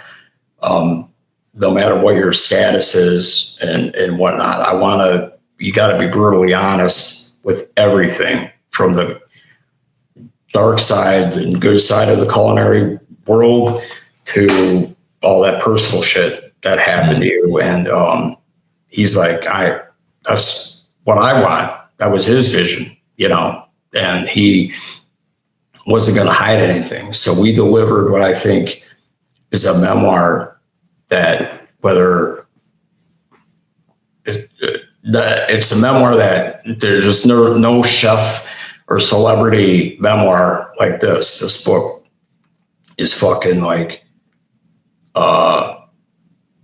pretty fucking original, I'd like to say. And it is. Well, when you we already got like 100,000 copy commitment with just mobile alone. So this could be the first time that maybe I'll be on the New York Times bestseller list myself. I would argue not. I would owe it all to Curtis, definitely, because he gave me the opportunity to write it, and I told the story. But it's his name, and all that popularity, and the bear came out of nowhere and just boom, blew it up. So I think the book might come out right around when season 4 of The Bear comes out. There's there's a Curtis Duffy doc out now that's been out since 2015 called For Grace, about his old restaurant Grace, and now there's a new one coming out called Forever. And so I watched For Grace. When you first told me about the fact that you were doing the book, I looked him up, and I actually haven't even watched The Bear yet. I only discovered recently that it's based on him. But he just struck me in all the interviews and the vignettes and on the For Grace documentary. He's like, this is my kind of dude, this. I just instantly liked him. So I'm really, really looking forward to reading this memoir. Yeah, Jackie For Grace is also a part of why he wanted to do a memoir, because I'm like, why do you want to do a memoir? For one, you're a young guy. I mean, you're like, 80 years old, do a memoir. And he's like, no, dude, my life, like, you have no idea what the fuck I've been through to get to where I'm at. And I've lived a life. And he's like, that For Grace documentary just glossed over my life, and that motivated him. And that Forever doc picks up where For Grace basically left off, and you see when it starts, what happened in between those times. The first time they got Michelin stars for Grace, to Grace imploding and then building Ever restaurant. So Forever is the name of the new doc, and that doc. That's the one my production company made. I wrote and produced that. So that's coming out, season 4 of The Bear, and most importantly, Fireproof, his memoir. So I'm really. You also have potentially next year, you've got the Peter North documentary that's going to be coming out as well. Yes. Yep. So the Peter North doc and Chef Duffy, talk about 2 completely different subjects. I wrote Peter North doc as well. They're both in. I could make a joke about protein, but I'm not going to. Yeah. There's they're both in the clearance stages, getting all that archival footage cleared. But those are both in the home stretch. So once those clearances are done and approved and everyone's paid for, then really hoping next year we'll see both of those along with the Fireproof memoir. And I have a new, definitely Wagner, brutal fucking branded, like, crime horror novel called Wretch that's coming out next October as well. So, and then writing a new Earthburner album too. So never a dull moment. Jesus, yeah, no. So you got a lot going on. I mean, next year, if I read you correctly, we could see a new Broken Hope record as well. Yeah, if we can get our shit together and finish writing enough songs for an album, and I get all the lyrics done, and everybody can get together and hammer it all out, that would be wonderful. There's really nothing holding us back other than making the time to do it. You know what I mean? So, yeah. So it could happen. We'll see. Well, brother, I am absolutely delighted for your success, first and foremost. Secondly, I'm not sure I ever said this to you, but I mentioned this on the podcast before, and I remind folks every so often that the name Into the Necrosphere is a Broken Hope tribute. But when I decided on the name, I got your blessing first. But I do want to say, meant an awful lot to me that you did that. So thank you very, very much, bro. It goes both ways. I was super honored that you wanted to name your podcast after a song, that I wrote lyrically and titled and everything, So for me, I'm like, shit, you take that name, use it for your podcast, because that means a lot to me, So yeah, I'm the most person you'll ever meet. So it goes both ways, Like I'm honored that you dug that so much you named your podcast after it. So thank you as well. My pleasure, my man. But either way, I know that I joked earlier and said it's been 21 years in the making, but we will see each other sooner rather than later. Yes. I'll tell you a little bit more offline, but I may be coming to the US a bit more often than I've done before. I mean, I've only actually been to the States once, but that may soon change. But I'm gonna hit stop, fade into a song, just hang fire for 10 seconds because I just need to let the cloud recording upload properly. Thanks to everyone for watching me talk Jackie's ear off, and thank you all for having me on, and you, Jackie, for having me on Into the Necrosphere. I appreciate it. Awesome having you on again, brother.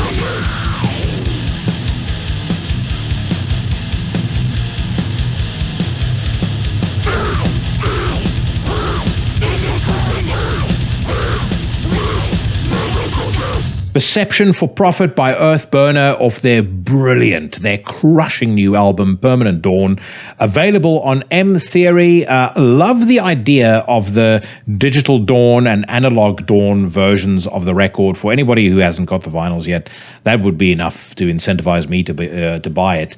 But if you haven't checked it out yet, head over to their Bandcamp link. A link, as always, in the description to the podcast. Go back and dig through those Broken Hope archives as well, because they're excellent. And keep an eye out for some of those publishing projects that Jeremy has got coming up, including the Curtis Duffy book. I'm not somebody who is necessarily the core audience for a 30-course tasting degustation menu. I'm way too full of shit for that, certainly when it comes to food. But you cannot help but appreciate the mastery and the artistry of actually cooking that way. So, I've always found Curtis Duffy to be a pretty fascinating cat, especially after I saw that documentary that I was referencing in our conversation. So check out all of those things. Massive thank you to Jeremy. This is truly this is a friendship that has lasted over 2 decades. He's a guy I'm very proud to call a friend. He's a dude I've seen come up from nothing into a very successful man, and he is still exactly the same down-to-earth, humble dude. And a guy that, as I said, I'm very, very proud to call a homie. All right, before we get to the news rant, I'm going to give you guys a second taste of some unsanctioned filth this week. Venomous Conquest is a one-man black metal project that hails from Alabama in the US. The gentleman responsible recently sent me his brand new EP that was officially released on Bandcamp on December the 4th. I absolutely loved it, which is why I think you guys are going to like it. This is the title track off that EP. It's called The Triumph of Finality.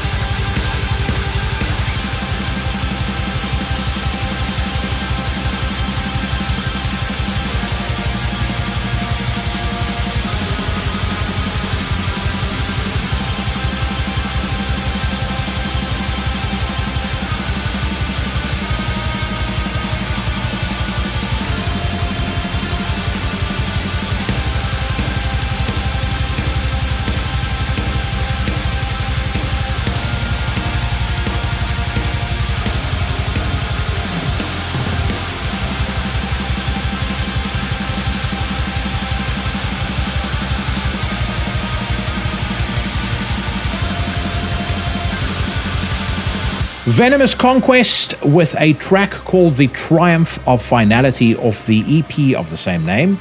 A one-man black metal battalion hailing from the mean streets of Alabama. Thank you very much to PS, as he is known on Metal Archive, for reaching out to me. I love that track. And for as long as this podcast exists, I will support underground, unsigned metal bands, so particularly black and death metal bands. So if you have just spent your last cent on your best recording, you know what to do. Head over to Hotmail, Gmail, whatever you use, type in Into The Necrosphere at gmail.com, say, "Dear Jackie, please find enclosed a check for a postal order for $1,000 and our demo." Actually, don't need to worry about bribes. Just send me something or a downloadable link so that I can actually hear what the music sounds like. And if I like it, it'll feature on the show at some point. And as you will find out when we get into the news rant, there's a lot of bands that have gone on to greater things that have been featured on the unsanctioned filth segment of this podcast. So that could be, really, it should be seen as the greatest possible achievement for most bands. But, you know, I can see that it might not always, the level of value I attach to it might not be as high as everybody else. So, you know, as I said, it could be seen as a springboard to greater things. Anyway, speaking of springboards, if you were numbers 1 through 101 of the pathetic Weasley sniveling simps that drove through Lily Phillips, then it's time for you to head to the clinic and it's time for you to hit the bricks, because this is my weekly news rant. Round them up for judgment. And hang them where the world can see. I am kind of glad that there was a bit of a delay in getting this one recorded, partly because there's been a few songs that have dropped recently that, are potentially so prolific. We may have had to record a emergency news rant between now and when I'm back in January next year. But, either way, seems to have worked out for the best. In the interest of full disclosure, in the interest of being honest with my audience, the reason that this week's episode was delayed was partly work, but mostly because my new amplifier arrived on Monday. I thought we would get everything done, and kind of be finished in time for me to do, or to put all the finishing touches to this episode that I would typically do, record a news rant, whatnot. But the gentleman from Nintronics stayed until probably 10, 11 o'clock. So there was just no time for any of that. And I figured this is only the third time that I've missed the episode deadline, self-imposed it though it may be. So I thought you guys would cut me some slack for just one last time. And like I said, turned out to be for the best, because there's been some new music that has dropped in the interim that absolutely demands our attention. The first of which is King Diamond premiering a new single, the first one, I believe, since Masquerade of Madness, which came out in 2019, although actually there was one called The Storm that was released as well in 2021.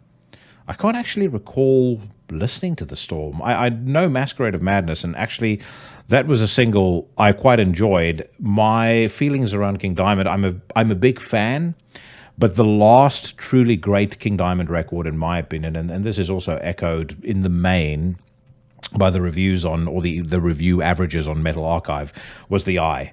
I think Them, Conspiracy, and The Eye, those three records are absolute peak King Diamond, and then it kind of starts to tail off for me a little bit. Spider's Lullaby, I'm reasonably indifferent towards. The Graveyard had its moments, didn't blow me away. Voodoo, I don't enjoy. House of God, shite. Abigail 2, The Revenge, okay, but mostly disappointing. The Puppet Master, Give Me Your Soul, ... please. Fucking just not music that is befitting of the legacy of this great man, in my opinion. So when I heard The Masquerade, that was a pleasant surprise. Let's hear what Spider Lily sounds like. The article here reads, King Diamond have debuted a brand new single called Spider Lily. The official music video for this track, which was mixed and mastered by Arthur Risk, was directed by My Good Eye Visuals. The song features King Diamond on lead and backing vocals, plus Hammond organ, Andy LaRock and Mike Weed on guitars, longtime collaborators, Pontus Egberg on bass. Pontus has also been, he's been with The King since 2014. 2014, so not, relatively speaking, not very long. And Matt Thompson on drums, a special guest appearance also by Danish female vocalist Merker. Let's hear what it sounds like.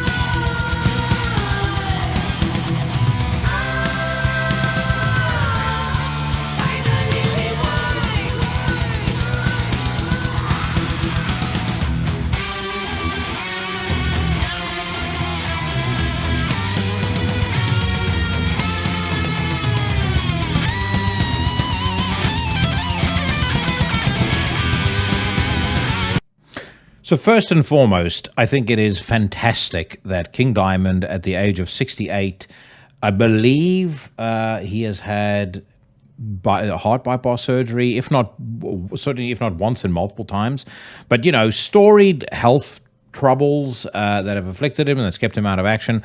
It's awesome to see him back recording. Obviously, I got to see him a couple of years ago at the Forum in London. Fantastic show. Very often when you hear an older guy like this and you hear the vocal sounding as good as he's sounding there, you may be, or a cynic like me may be inclined to go, well, there's some studio trickery involved in that. But I think I saw him no more than about 6 years ago, and he sounded every bit as good live as he sounds there. So I've no doubt he is just in fine form. The opening little lilts that he does with his voice, maybe a little effeminate for my taste, but again, this is kind of these little quirks, vocal-wise, singing style-wise, are baked into the cake, as when it comes to King Diamond, and you either like them or you don't. I happen to, for the most part, like them, or at the very least, kind of find them endearing.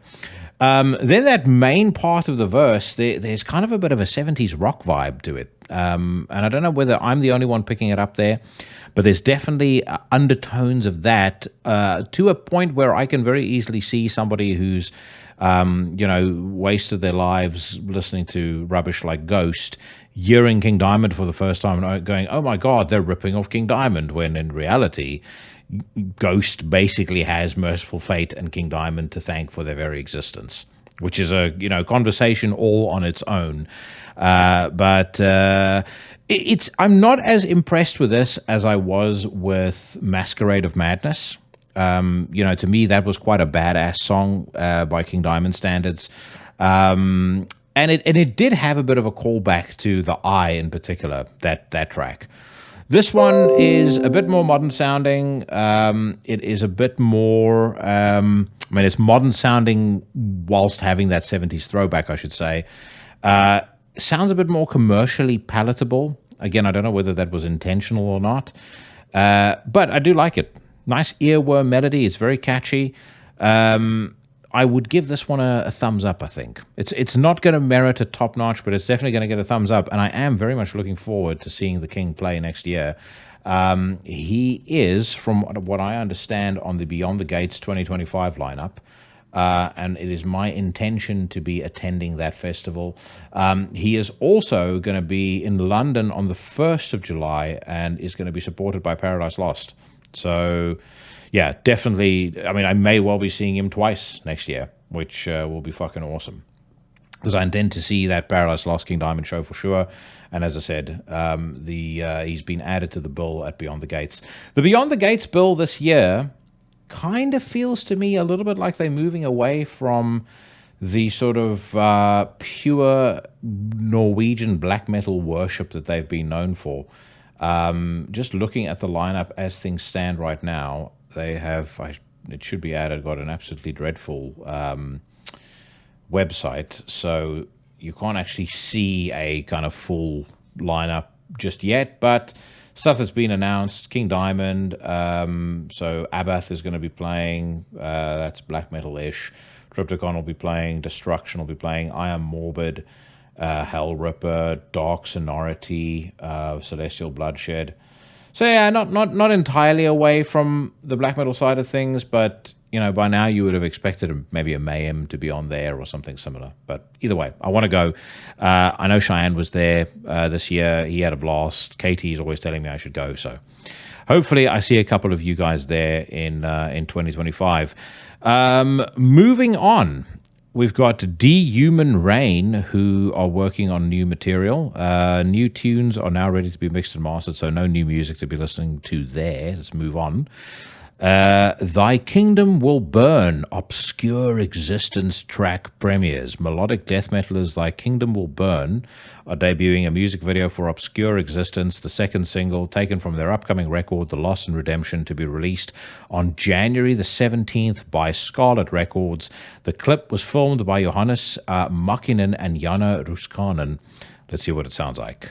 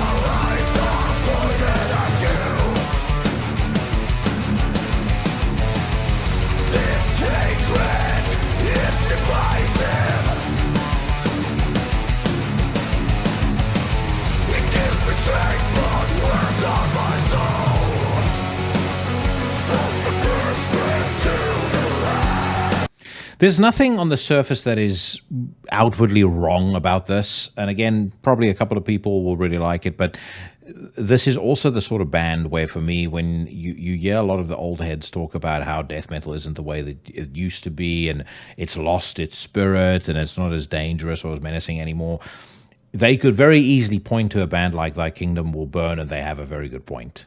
Because there's nothing that's severe about this. There's nothing that's nasty. There's nothing that sounds in any way dangerous or menacing about this. This is a tune that you can whistle to when you're in the shower. And there's nothing wrong with, a recognizable melody per se. There's a lot of melodic bands, that I've had on this news rant that I absolutely love. Bands I've spoken to you guys about that I think is awesome. But there's just absolutely nothing about this that elicits anything other in me than just indifference. If somebody played it in the background, I'd go, oh yeah, it's just another melodic death metal band. And that's kind of the problem here. There's nothing that they bring to the table that's unique. There's nothing that they bring to the table that's fresh, and they lack the aggression to pull off anything. Like, there's some bands that can make up for the fact that they're not original with a bit of attitude and a bit of chutzpah, as they say. But these guys just can't do that. Nice attempt. Okay production, I guess. But other than that, it's just not something that is going to move the needle for me at all. All right, let's get to a couple of questions. I was digging through my my photographs on my phone, and I think I may have discovered a couple of questions that a few of you submitted a couple of weeks ago that I didn't get to answering. On the off chance that I did answer some of them, my apologies for repeating myself. But either way, Greg Hasbrook asks me, given the sheer volume of new releases and the obsession most in the scene feel to keep up, how do you balance listening to the music you already love and exploring new releases? I kind of have a built-in mechanism whereby I can listen to new music. And I actually really do kind of, I mean, it's going to sound very rigid when I explain it, but this rigidity kind of helps me stay on top of what's coming out that's new, so I don't miss too much. Although there's so much stuff coming out nowadays, you do end up missing quite a bit. But anyway, Friday mornings, new music comes out. I go onto Metal Storm. I go into Invisible Oranges, or at least I used to back when they were still disciplined about putting out their list of the new stuff that's coming out. Anyway, anything that looks remotely interesting, whether it's, depending on the label, depending on the band, sometimes even depending on the cover or the genre, I'll stick on a playlist on Spotify. And the mechanism that I refer to is I have to go and pick my daughter up from a place about 2.5 hours drive away from me every other Friday. So on that 2.5 hour drive, I'll listen to all the new stuff that's come out over the last week or the last 2 weeks. And then anything good, I will move to a different playlist, and that's the playlist that I'll spend more time listening to. So that's the stuff I want to get into a little bit more. If I hear 2-3 songs of an album and it kind of leaves me, or I think it's pretty mid, then I just skip past it.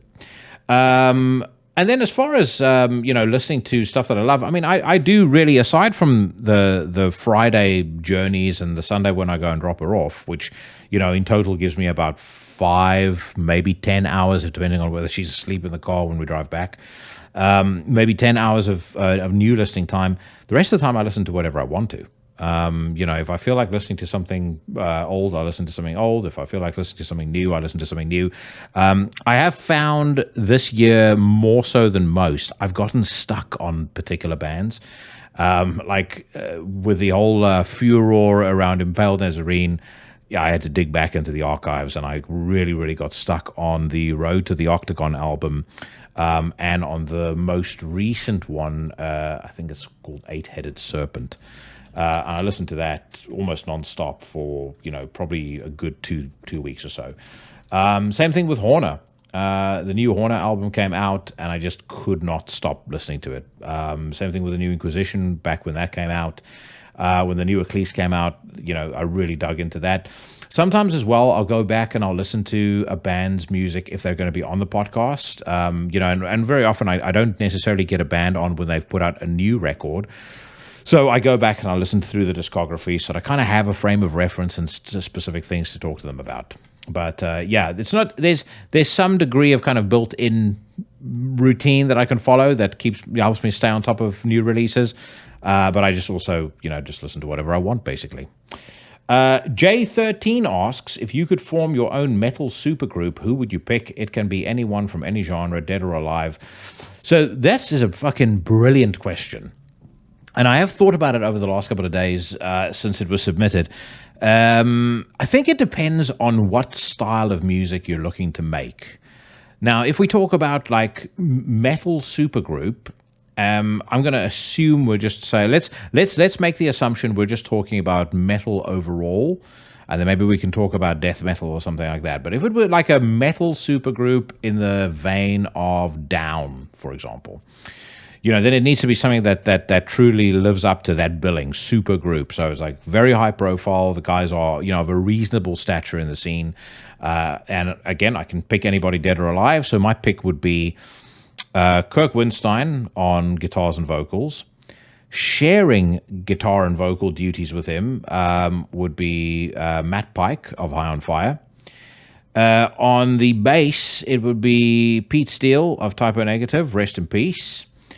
And on the drums, you'd need somebody that can play a good groove, because you kind of want a bit of the rough and tough from Matt Pike, and actually Kirk Winstein can do it as well from time to time.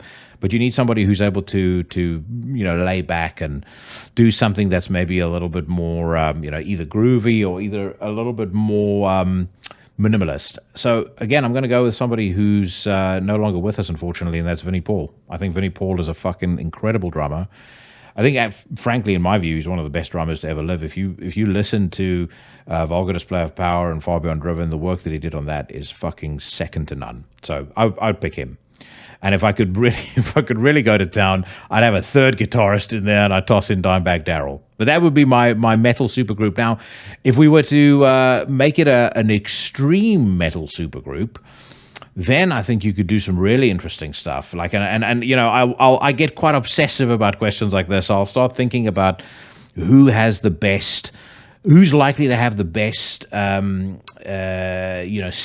with somebody, or the best chemistry with somebody. What I would love to see is the following: Samoth of Emperor on guitar. On second guitar, I'd say Matt Wilcock of Werewolves. I think the two of those guys would do something pretty fucking extraordinary. On the drums, I mean, you need a extreme metal master, so we could go for a number of different men here, but I'd go for Dave Haley. On the vocals, I'm going to go with Glenn Benton. And on the bass, I'd probably go with Alex Webster. And I think you'd have something fucking vicious on your hands there. And if you want to go with maybe more of a black metal approach when it comes to the vocals, then I would say Spellgoth of Horner instead of Glenn Benton. Maybe you have them both. I don't know. But there we go. That would be my extreme metal supergroup. Anyway, let's move on and listen to some more music. Ginevra have posted a new song. I read hard rock and immediately just decided, no thanks. We'll move on from that. Convulse debut King of a Kind single. It says here, Finnish veterans Convulse are back with a brand new standalone single entitled King of a Kind. In May 2025, Convulse will be heading on a 3-week-long anniversary tour over Europe. More info coming soon. They are getting on the old hype train for Convulse very early, by the looks of things. May 2025 is still a ways away, and I mean, this is only a standalone single, so I don't know why they're all excited about it, but anyway.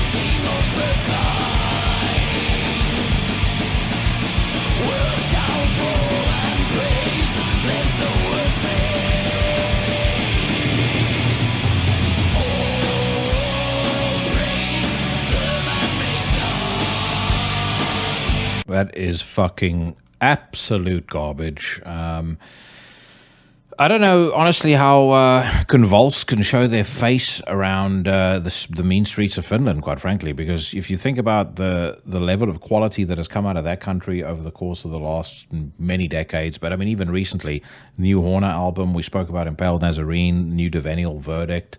There are a ton of fucking great bands. Actually, there was a new Satanic War Master, naughty, dropped on YouTube the other day. I'm not even the biggest Satanic War Master fan, but I just happened to check it out of curiosity, and I was like, this is pretty fucking cool. So yeah, there's been a creative resurgence in Finland without a shadow of a doubt. And I don't necessarily believe that Convulse's music in the current climate is going to cut it. So definite thumbs down from me on that one. Days of Jupiter streaming a new track. As part of their forthcoming studio release, The World Was Never Enough, due on February the 7th, 2025, via Reigning Phoenix Music, the Swedes Days of Jupiter present a video for the newest single, Desolation. Let's hear what it sounds like.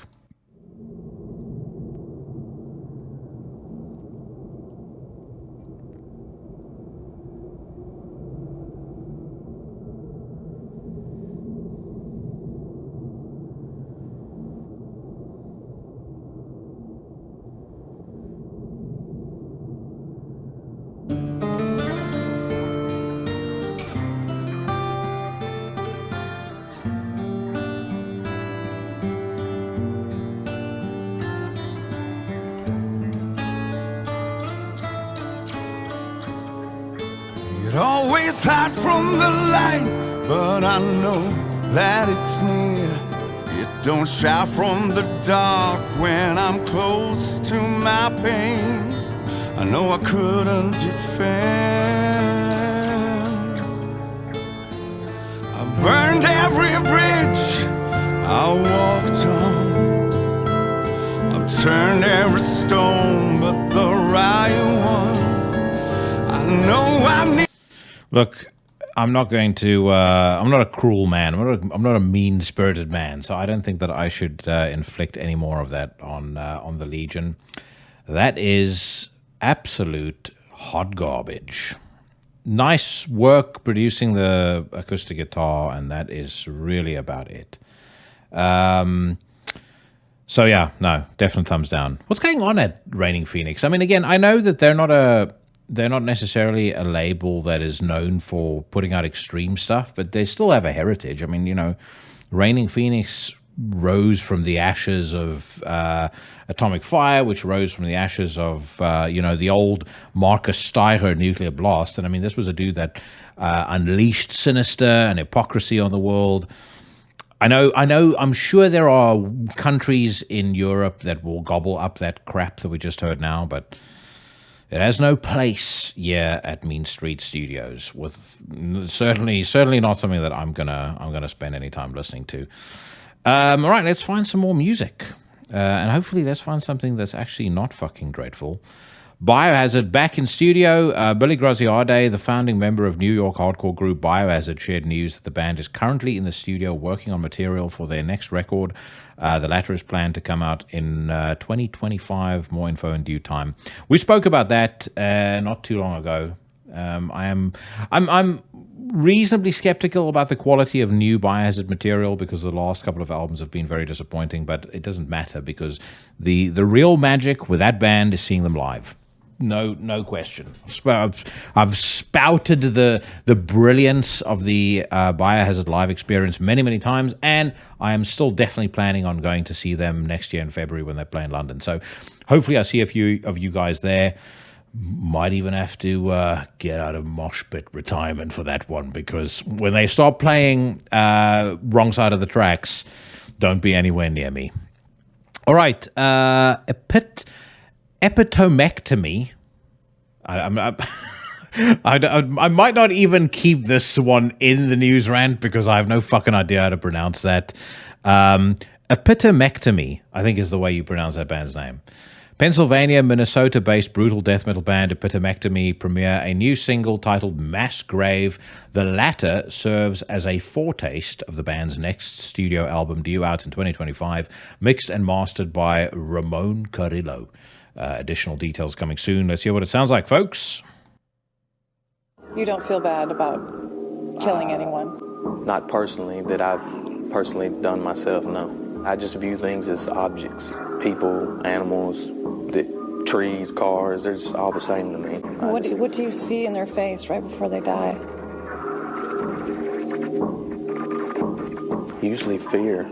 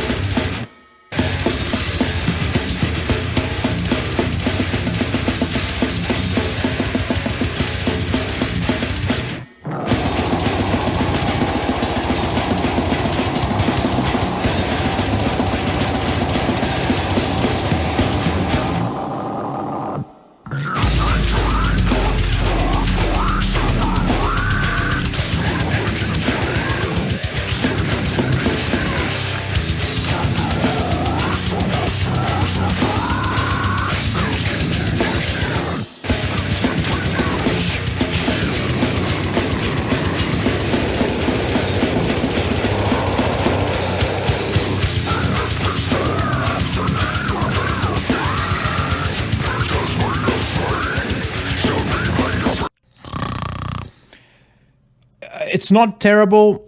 I like that opening sample very much. But I mean, anyone can hear something on a fucking news clip or on a movie and sample it and make it sound cool in a song. So I'm not going to give them props for that. The song itself is it's boring as fuck. I mean, I've heard thousands of bands do this and do it way better. As a matter of fact, it's a nice dovetail into another question received from the Legion. Shears of the Devil asks, funny you should get a member of Broken Hope on. My question is top 5 brutal death metal bands. Now, I'm going to go with what I would call brutal death metal, so we're not going to have stuff like Deicide in here. I don't consider Deicide to be brutal death metal. They're more maybe traditional death metal. Brutal death metal to me is Dying Fetus. So Dying Fetus, 100% on that top 5 list. Broken Hope, absolutely on that top 5 list. I mean, there's a reason why this podcast is called Into the Necrosphere, as you heard in the conversation that I had with Jeremy. I'm a huge fan of that band. I was a massive fan of them ever from the moment that I discovered them on Repulsive Conception. And I really do think, not just because he's my friend, but just because that it is the way that it is, Mutilated and Assimilated is a fucking excellent record. And those last couple of shows that I saw them play, they played one at the Underworld and they played one at the absolutely. I didn't want to mention the venue by name when I was talking to him because I didn't want to get him into something, but I'm more than happy to call it out. The fucking dog shit emporium known as the New Cross Inn in London. Those were incredible. And kudos to them, especially for the show at New Cross Inn, because I mean they had fucking picnic tables just standing there idly. It was one of the worst run, worst organized shows I've ever seen in one of the most fucking atrocious venues ever. I really felt sorry for Jeremy because, you know, the band had come, you know, bells and whistles. They're there in a tour bus. They are super professional, the way that they approach the business and the way that they do things. And then to have to go and play in a place that looks like a fucking rec center with a bar. That's the New Cross Inn. But anyway, kudos to them. They still pulled off a fantastic show. And I do hope that they're going to be, or I hope that experience didn't scare them off coming to the UK entirely, because I would love to see them play again. But Broken Hope, absolutely on my list. Suffocation, they have to be on the list, no question about it. Again, I've been a fan ever since Effigy of the Forgotten, Pierced from Within, my favorite Suffocation album. I think it's some of Frank Mullen's best and most hard-hitting lyrics. I think it's his best vocal performance. It's where he sounds the most pissed off, but, you know, everything is very, very clearly enunciated. But again, they're a band that have been consistently brilliant over the course of, you know, however long they've been going. So, yeah, absolutely, Suffocation has to be on that list. Pyrexia I really love as well. I think Gravitas Maximus that came out in 2021, real, like, underloved, underappreciated gem of a record. But, you know, going all the way back to System of the Animal and Sermon of Mockery, I think they're fucking excellent. Would we call Internal Bleeding brutal death metal? I'm going to go by the... Metal Archives definition, and they are indeed referred to as slam or brutal death metal on Metal Archives. So I'm going to put Internal Bleeding on that list, and I think that's our top 5. So we've got Dying Fetus, Broken Hope, Suffocation, Pyrexia, Internal Bleeding. Deeds of Flesh have had their moments. Brodequin have had their moments. Would we put? Actually. I take back Pyrexia, strike them from the list, and replace them with Cryptopsy.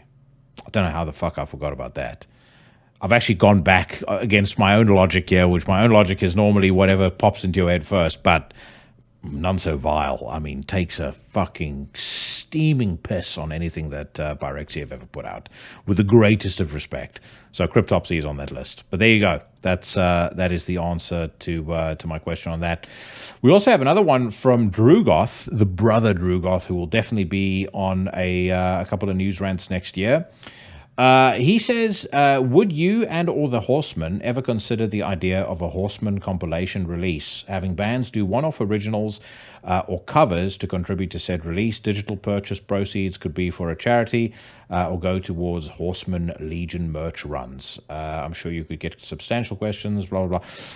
I love that idea. I have thought about it before. I've never attempted to do something like this, so I would imagine it would be quite an undertaking. But I mean, there's enough bands that are in the Horseman orbit certainly just, guys that are playing in bands that are, that have podcasts themselves. Obviously, we've got Mike, we've got Ralph, we've got Brandon, and then we've got guys that are in the, in the inner circle. So we've got Drugoth, we've got Matt Prizzo. So there's a lot of bands that we could ask for something. But I've thought of the idea, but only very sort of high level, very conceptually, if that makes sense.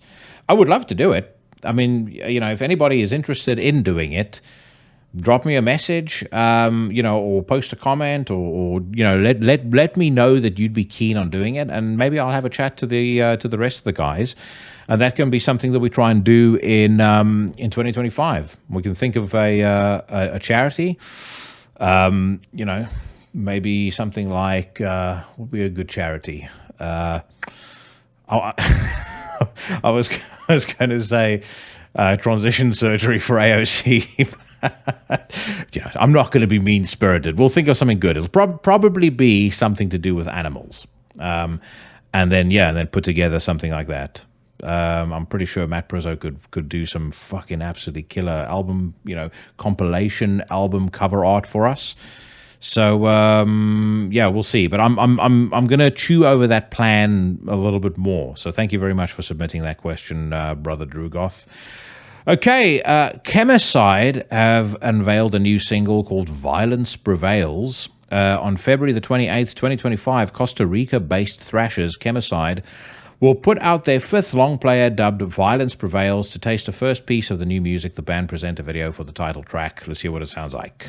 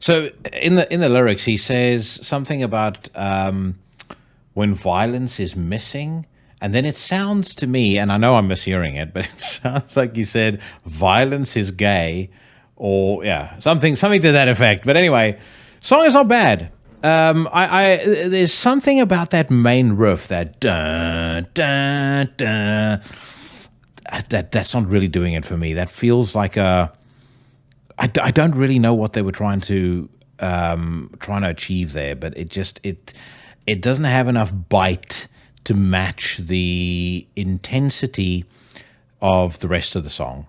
Because they're playing it, and when I say intensity, it's really in the delivery. They're playing this with a ton of conviction.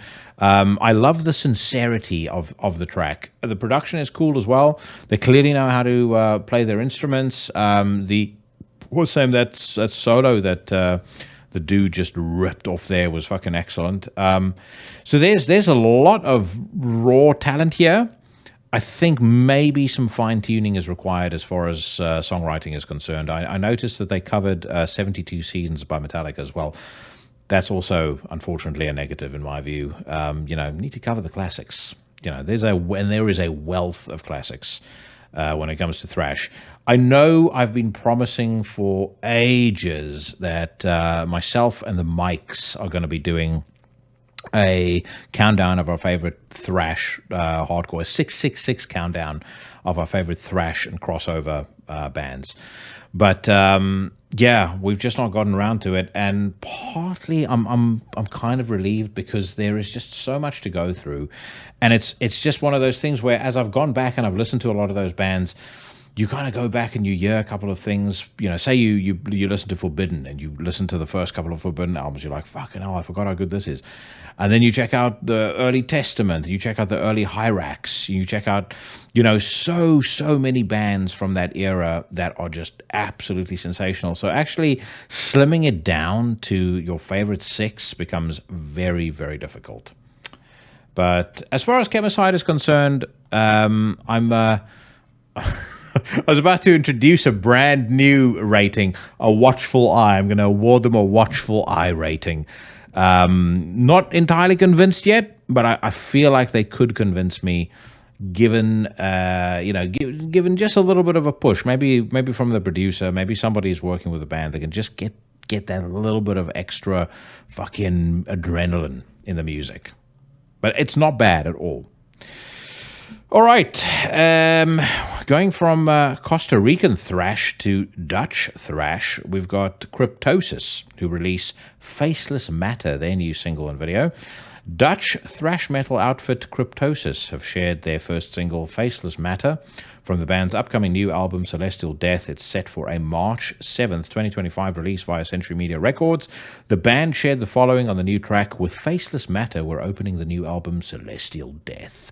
The song dives into a future where individuality fades and people become part of one collective mind, haunted by the loss of self. This track brings a darker, heavier, and more symphonic sound. Welcome to the new era of Cryptosis.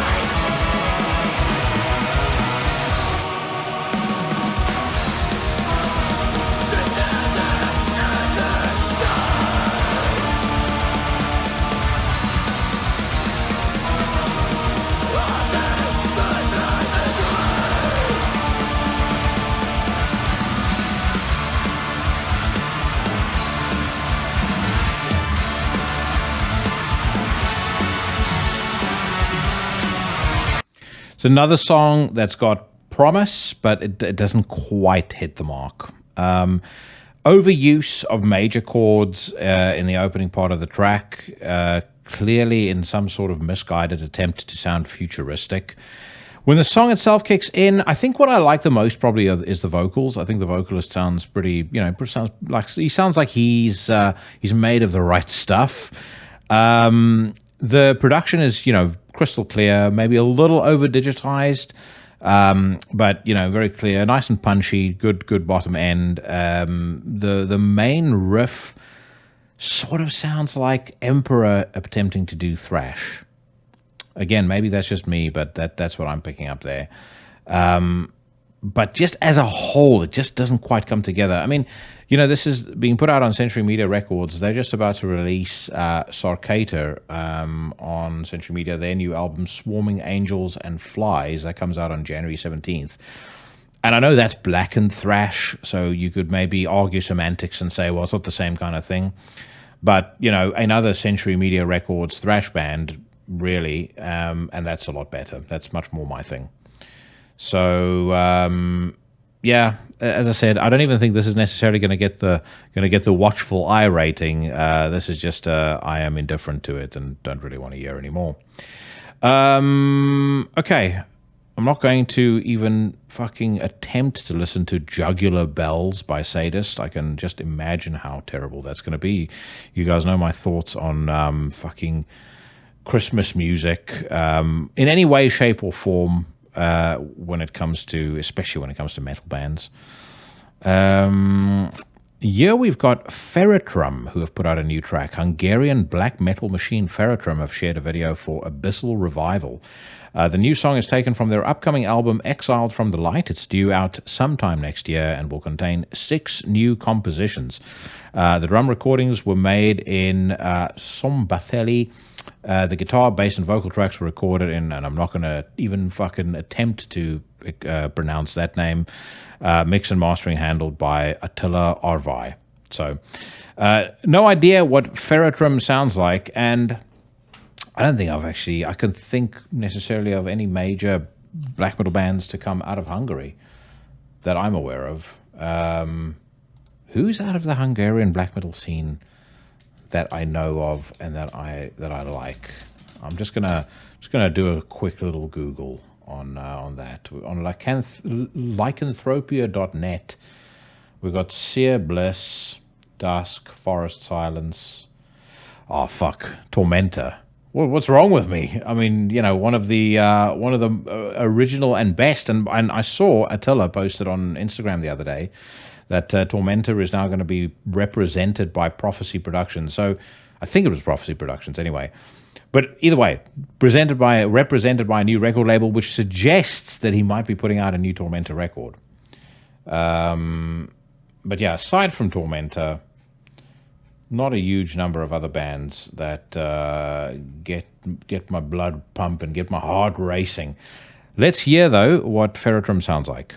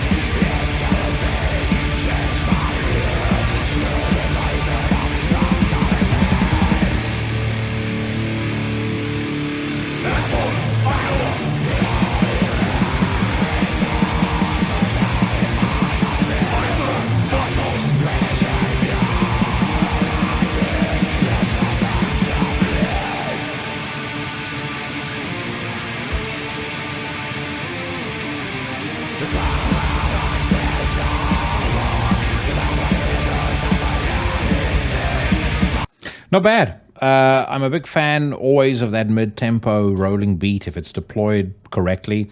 I think they do really well here. They maybe labor that intro a little bit too long, but great vocals, good riffing, like the production. This gets a thumbs up, I think. The music video may be a bit cheesy, but again, you know, what's worse? some floozy drawing a fucking Levian cross on the floor in black paint. That's, I suppose they're going to tell us is blood, but or some fucking nerd walking around in the forest weeping. I would certainly take the floozy over the nerd any day of the week and twice on Sunday.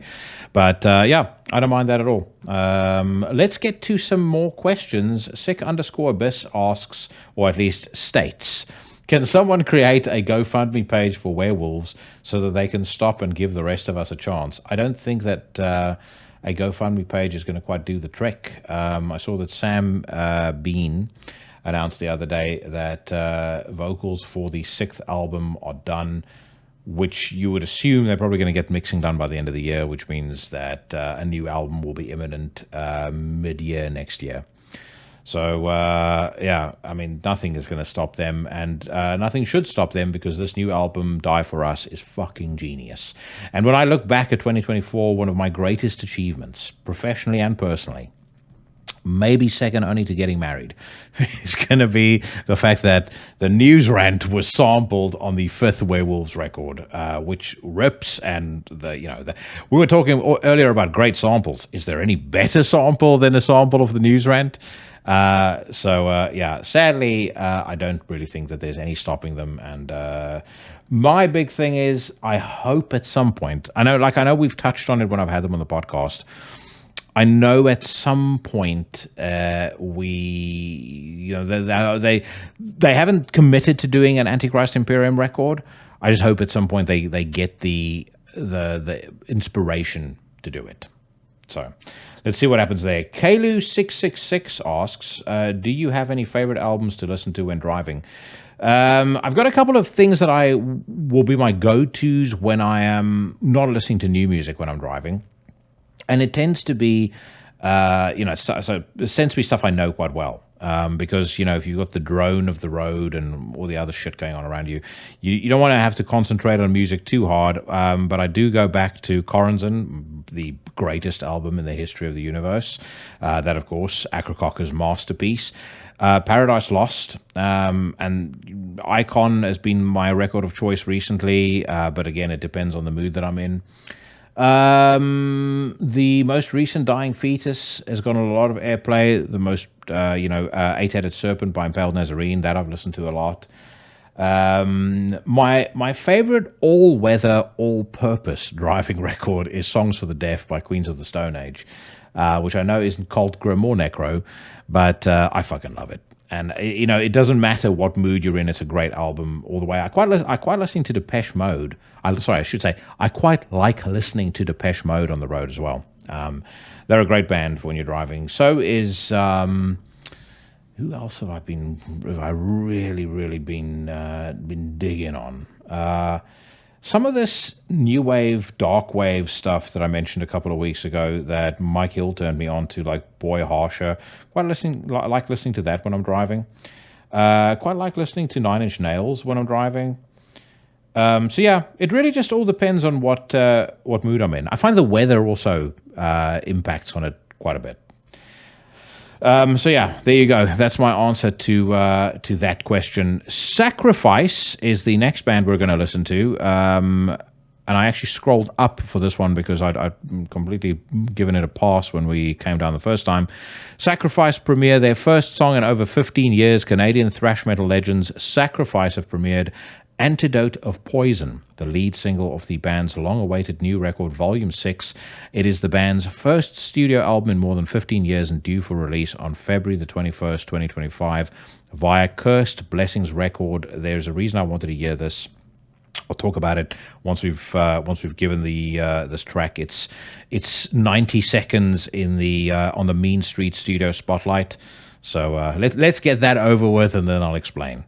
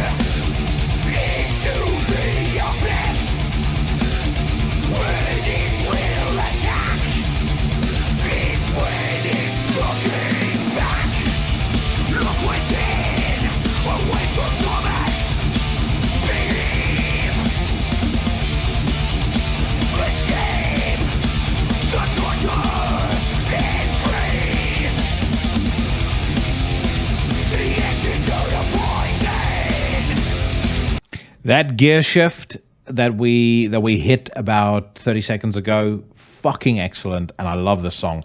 And the reason I wanted to hear this is because I'm a big fan. This is one of my discoveries when I went back and as I've gone back and I've done my thrash crossover rediscovery. Forward to Termination is an album that Sacrifice put out back in 1987.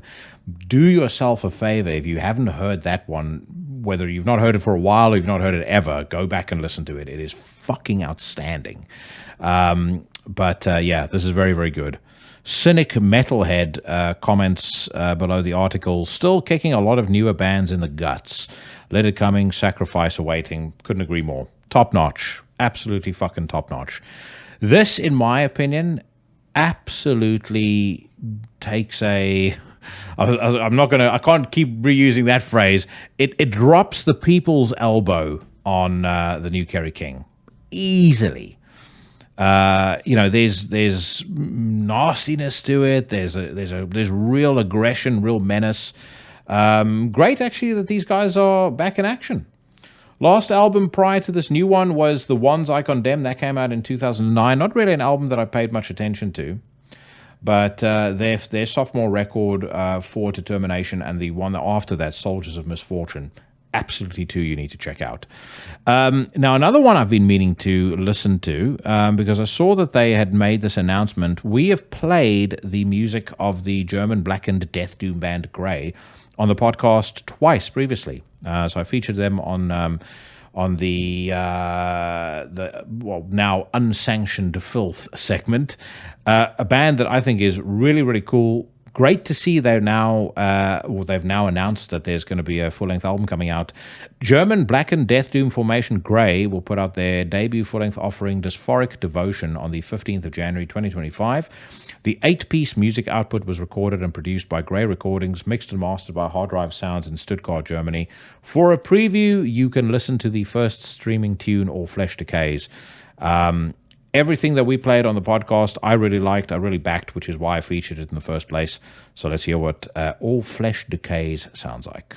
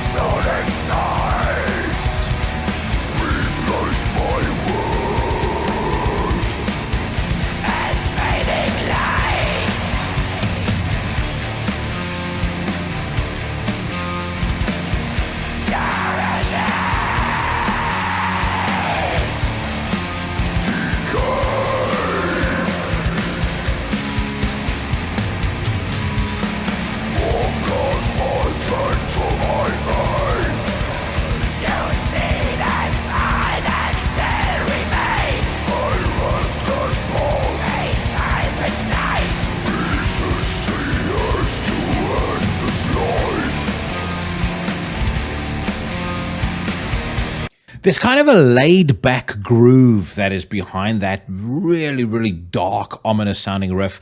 It reminds me a little bit of the new Forgotten Tomb album in a very, very good way. And then it's kind of really embellished by Martin's vocals, which are just monstrous. Again, not coloring too far outside the lines of kind of a typical death doom band, but just enough fucking balls, enough manliness to help elevate this, way above a lot of other bands in the scene. But like I said, I've been excited about what these guys are going to do since I played the first single, which I think came off their reversion of the Repressed EP that they put out last year. Then, of course, I think I played one earlier this year. I've liked all of it. Very, very glad they're putting out a full-length album and that it is sounding this good. So that's another thing that I'm very proud of. And if I think back on all the things that we've achieved together as the Legion this year, I did a post about this on Instagram. 64% up in terms of Spotify listenership, 80% up in YouTube views. You know, this podcast is never going to be anything other than focused on the music I like. So, you know, black metal, death metal, couple of stuff outside that, you know, Crowbar, High on Fire thing, whatever I'm in the mood to hear or whoever I'm in the mood to talk to. And this year, of course, we've gotten, you know, on way bigger bands than I've been used to having on, but getting on these bigger bands helps me create a platform to give exposure to bands like Grey, like, you know, smaller, more underground bands that I believe in and that I think deserve, you know, in whatever way that I can make that happen. Because, I mean, I know I'm not massive, not even by metal standards, but in whatever way I can create a platform for bands to get some degree of exposure and some degree of recognition, you know, having those bigger bands on expands the platform. I've tried. I've probably said that in the least articulate way imaginable, but I think you guys know what I mean. But again, you know, you guys are to thank for the success this year, and I am extremely, extremely grateful because without you guys sharing the content and doing all of those good things, none of the other great things that has happened this year would have happened. You know, last minute, you know, heads up, do you want to speak to Necro Butcher? Abso-fucking-lutely. You know, next year I'll be at Inferno again. I'll be at Fortress again. I'll be at Beyond the Gates. You know, I wouldn't be invited to any of those things if 3 people listen to the podcast. So, Legion, you really do have my my utmost thanks. And just generally speaking, the people that I've met doing this podcast are just cool as fuck. You know, I've had there's 1 or 2 dickheads that crawl out of the woodwork from time to time. But considering the fact that there's, you know, we're in the thousands now of people that listen to the podcast, I mean, it's not even 0.001%. And I'm pretty sure that if any of them posted anything publicly, the generals, the sergeants, the lieutenants in the Legion will be all over them like fucking white on rice. Okay, let's check out a couple of headlines over on the Democrats' Guide to Rock Music, and then we'll wrap it up. Mayhem headlining the 2025 edition of the Decibel magazine tour with Mortis and Imperial triumphant in support. I like Mortis very much, but as a fan, I'm not so sure if I'm psyched up to go and see a Mayhem show, I'd be all that interested in seeing Mortis do Dungeon Synth before that. Maybe I'm wrong, but I don't think that's something that would excite me, and I wouldn't give a fuck about Imperial Triumphant. So that'd be one of those where I show up at 9 to catch the headliners, I think. Far more powerful would have been Gehenna opening for them, 1349. You know, get some bands with some get up and go. But, you know, that's their choice. I'll always be a Mayhem fan no matter what. But yeah, that bill just feels a little on the... it's not my tempo, I don't think. Obviously, last week, we missed the news headline that Nico McBrain of Iron Maiden has retired. Again, you know, I'm not the biggest Iron Maiden fan, so I won't pretend to be particularly cut up about it, but it goes without saying that he is a giant name in the scene, or at least in the metal scene at large. And it kind of comes back to what I said before. You know, a lot of these old bands, if you have the opportunity to see them, go and see them, because you don't know how much longer they're going to be carrying on for. The next 5 years is going to be a tumultuous time for a lot of us that grew up in the 80s and the 90s, because a lot of the actors that we grew up loving are going to probably pass away, or at the very least retire from working. And in the next 5 years, I think we're going to probably see Metallica retire. There's going to be a couple of bands, including several bands in death metal, that may potentially decide to hang it up. So, you know, when Cannibal Corpse or Deicide roll into town, if you haven't seen them in particular, then do yourself a favor and go watch them while you still can. And the finger is pointing at me there as well. I mean, I know getting me out of the house, it's kind of a running joke. You know, I very rarely will go, you know, partly because it's a pain in the ass to get to London, but, you know, I'll very rarely go out of my way to go see a band nowadays if I'm not at a festival. But I have had the pleasure of seeing all of these bands in the past. So what I'm saying is, if you've not done it yet, don't let, time's a wasting. Testament's Alex Skolnick, I'm troubled by the outsized role that religion plays in our society. Fucking yawn. Kerry King explains the decision to perform a cover of Iron Maiden's Killers. Wasp's Blackie Lawless says, kids today believe music has no inherent value. I feel really sorry for them. I will differ from him on that one. Meadow, my daughter, recently announced to me at the age of 10 that she's now massively into vinyl. So, and I confirmed this with her mother. Apparently she really is into it now, and, has started eyeing up stuff that she wants to buy. So for Christmas, she's getting her first ever vinyl player. Nothing, earth-shattering. She's certainly not going to get anything approaching her father's hi-fi. But I got her a vinyl player, and I got her 4 records. 3 records that are complete shite, stuff that she likes, and then Chelsea Wolfe, the new Chelsea Wolfe record, which I know she likes. So I need to have at least some degree of positive influence in that selection. But yeah, she's getting into it. I think, Blackie has a point overall, probably. Kids, certainly, I think music has become so commoditized because everything is so freely available. Stuff we've spoken about on the news rant and in interviews many, many times before. So they don't feel about it the way that most of us feel about it. They certainly wouldn't walk 5.5 miles to go and pick up a fucking nuclear blast box from the post office in the rain and in the snow. But there are still a couple of outliers. I'm pretty sure a couple of you guys have kids as well that are seeing it. Things, life just moves in cycles and in roundabouts. So certain things, when the pendulum swings one way, it's going to swing the other way again. And I think there'll be, I think music collection will at some point become cool again. I really do. And hopefully that happens to the right kind of music. Let's put it that way, because a lot of what passes for popular music nowadays, and I know I'm dating myself here, but it's fucking diabolical, and not in a good way either.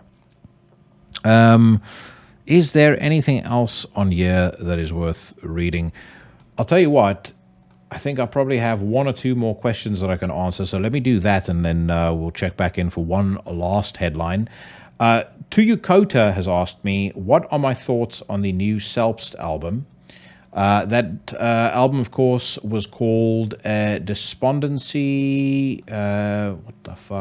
Despondency Chord Progressions, out on Deborah Morty. Now, I'm a big fan of Selbst. I was probably the first podcast to interview Jonathan from Selbst. And this was way back in like 2021, maybe even 2020. I think he's a great dude. Really a band I've always rooted for. I fucking loved their previous album, Relatos de Agostia. I think in my top 3 the year that it came out, if not number 2. Despondency Chord Progressions, though, I'm struggling to latch onto in quite the way that I did the debut record and this new one. And I don't know why. Because it's not watered down. It's actually a more ambitious album.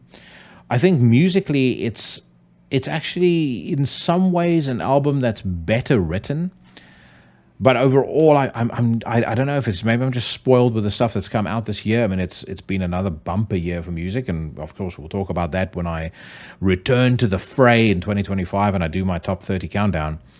But Selbst, I'm gonna go as far as to say, without giving away any spoilers about what the top 30 looks like, I'm struggling to find a spot for it on the top 30.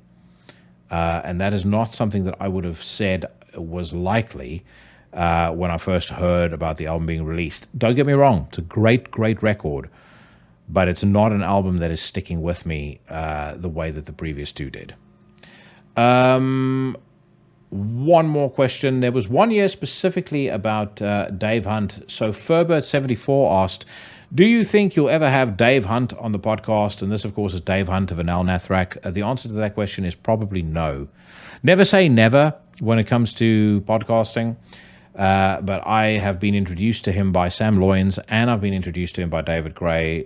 Both times I responded over email, said, I'd love your music, would love to speak to you, and I have not had a response. So either he thinks he is too big for the podcast, or he has heard the podcast, he doesn't like some of the stuff I've said. Yeah, that's just the way that it's going to be, I guess. I'm certainly not going to... I'm not going to tone down anything to get a guest on the podcast. I'm not saying that's the reason why, but yeah, I'm never going to tone down anything about the show to placate somebody. And if he thinks he's too big for the podcast, well, so be it. That's well, perhaps you could also make a you could take a guess, perhaps, that he has heard my opinion on the last Anel Nathrak album. Which was not positive at all. I just think Endarkenment is a fucking puke stain on an otherwise almost blemishless track record. And as I've said many times before, like the reason I hate that particular album with the passion that I do is because everything else that Anel Nathrak did is so brilliant. Only for Endarkenment to be what now seems like it's going to be the swan song for the band, and it's just total fucking absolute anodyne 0 out of 10 trash. It's not as trash as Agriculture.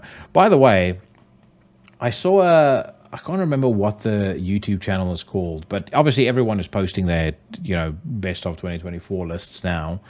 There was some dickhead the other day that posted on YouTube his countdown, and I kind of skimmed through it. I didn't watch the whole thing. But he's got on there Ishon, best black metal of 2024. He's got a couple of really spurious things. I was trying to think what else it was. Just stuff that's not black metal at all. But regardless, the one that is the greatest red flag, and as soon as somebody even references this band, you're entitled to your own opinion up to such a point that you reference this band and call them black metal. Agriculture. And the worst thing about it was he sat there talking about how Agriculture described themselves as ecstatic black metal, as though that's a good thing. No, sir. That band is just complete and utter fucking wank. What the fuck has just happened? Sorry, I was scrolling down Blabbermouth, and all of a sudden I had some McAfee pop-up show up from out of nowhere. Anyway, folks, I think there's not a huge amount else to talk about, to be quite honest, which means it's probably time after 1 hour and 12 minutes to wrap things up. Good things can't go on forever. I hope you guys have enjoyed the episode. I want to say thank you once again to my good friend Jeremy Wagner for his time. I want to say thank you to the Legion for your time if you've stuck it out all the way to the end. Like I said, I will be back next year. It's going to be either January 21st or January the 28th. I'll be up in the sky on December the 31st. You'll hear the cows mooing in fucking anguish, knowing that I'm going to be landing in South Africa on January the 1st. But I do want to say, however you choose to spend the holidays, I hope you have a fucking good one. I hope you have a great new year. Stay safe, stay healthy, my friends. We're going to wrap up with, in my view, one of the songs of songs that Broken Hope ever produced. This is off Omen of Disease, their comeback record. It's called Predacious Poltergeist. I'll leave you guys with that as I sign off for 2024. Thank you once again, everybody. Doing this podcast has been the absolute joy and privilege and honor of my life. And I'm very, very grateful that I have had the opportunity to entertain you guys for the better part of 5.5 years now. So, see you guys in 2025.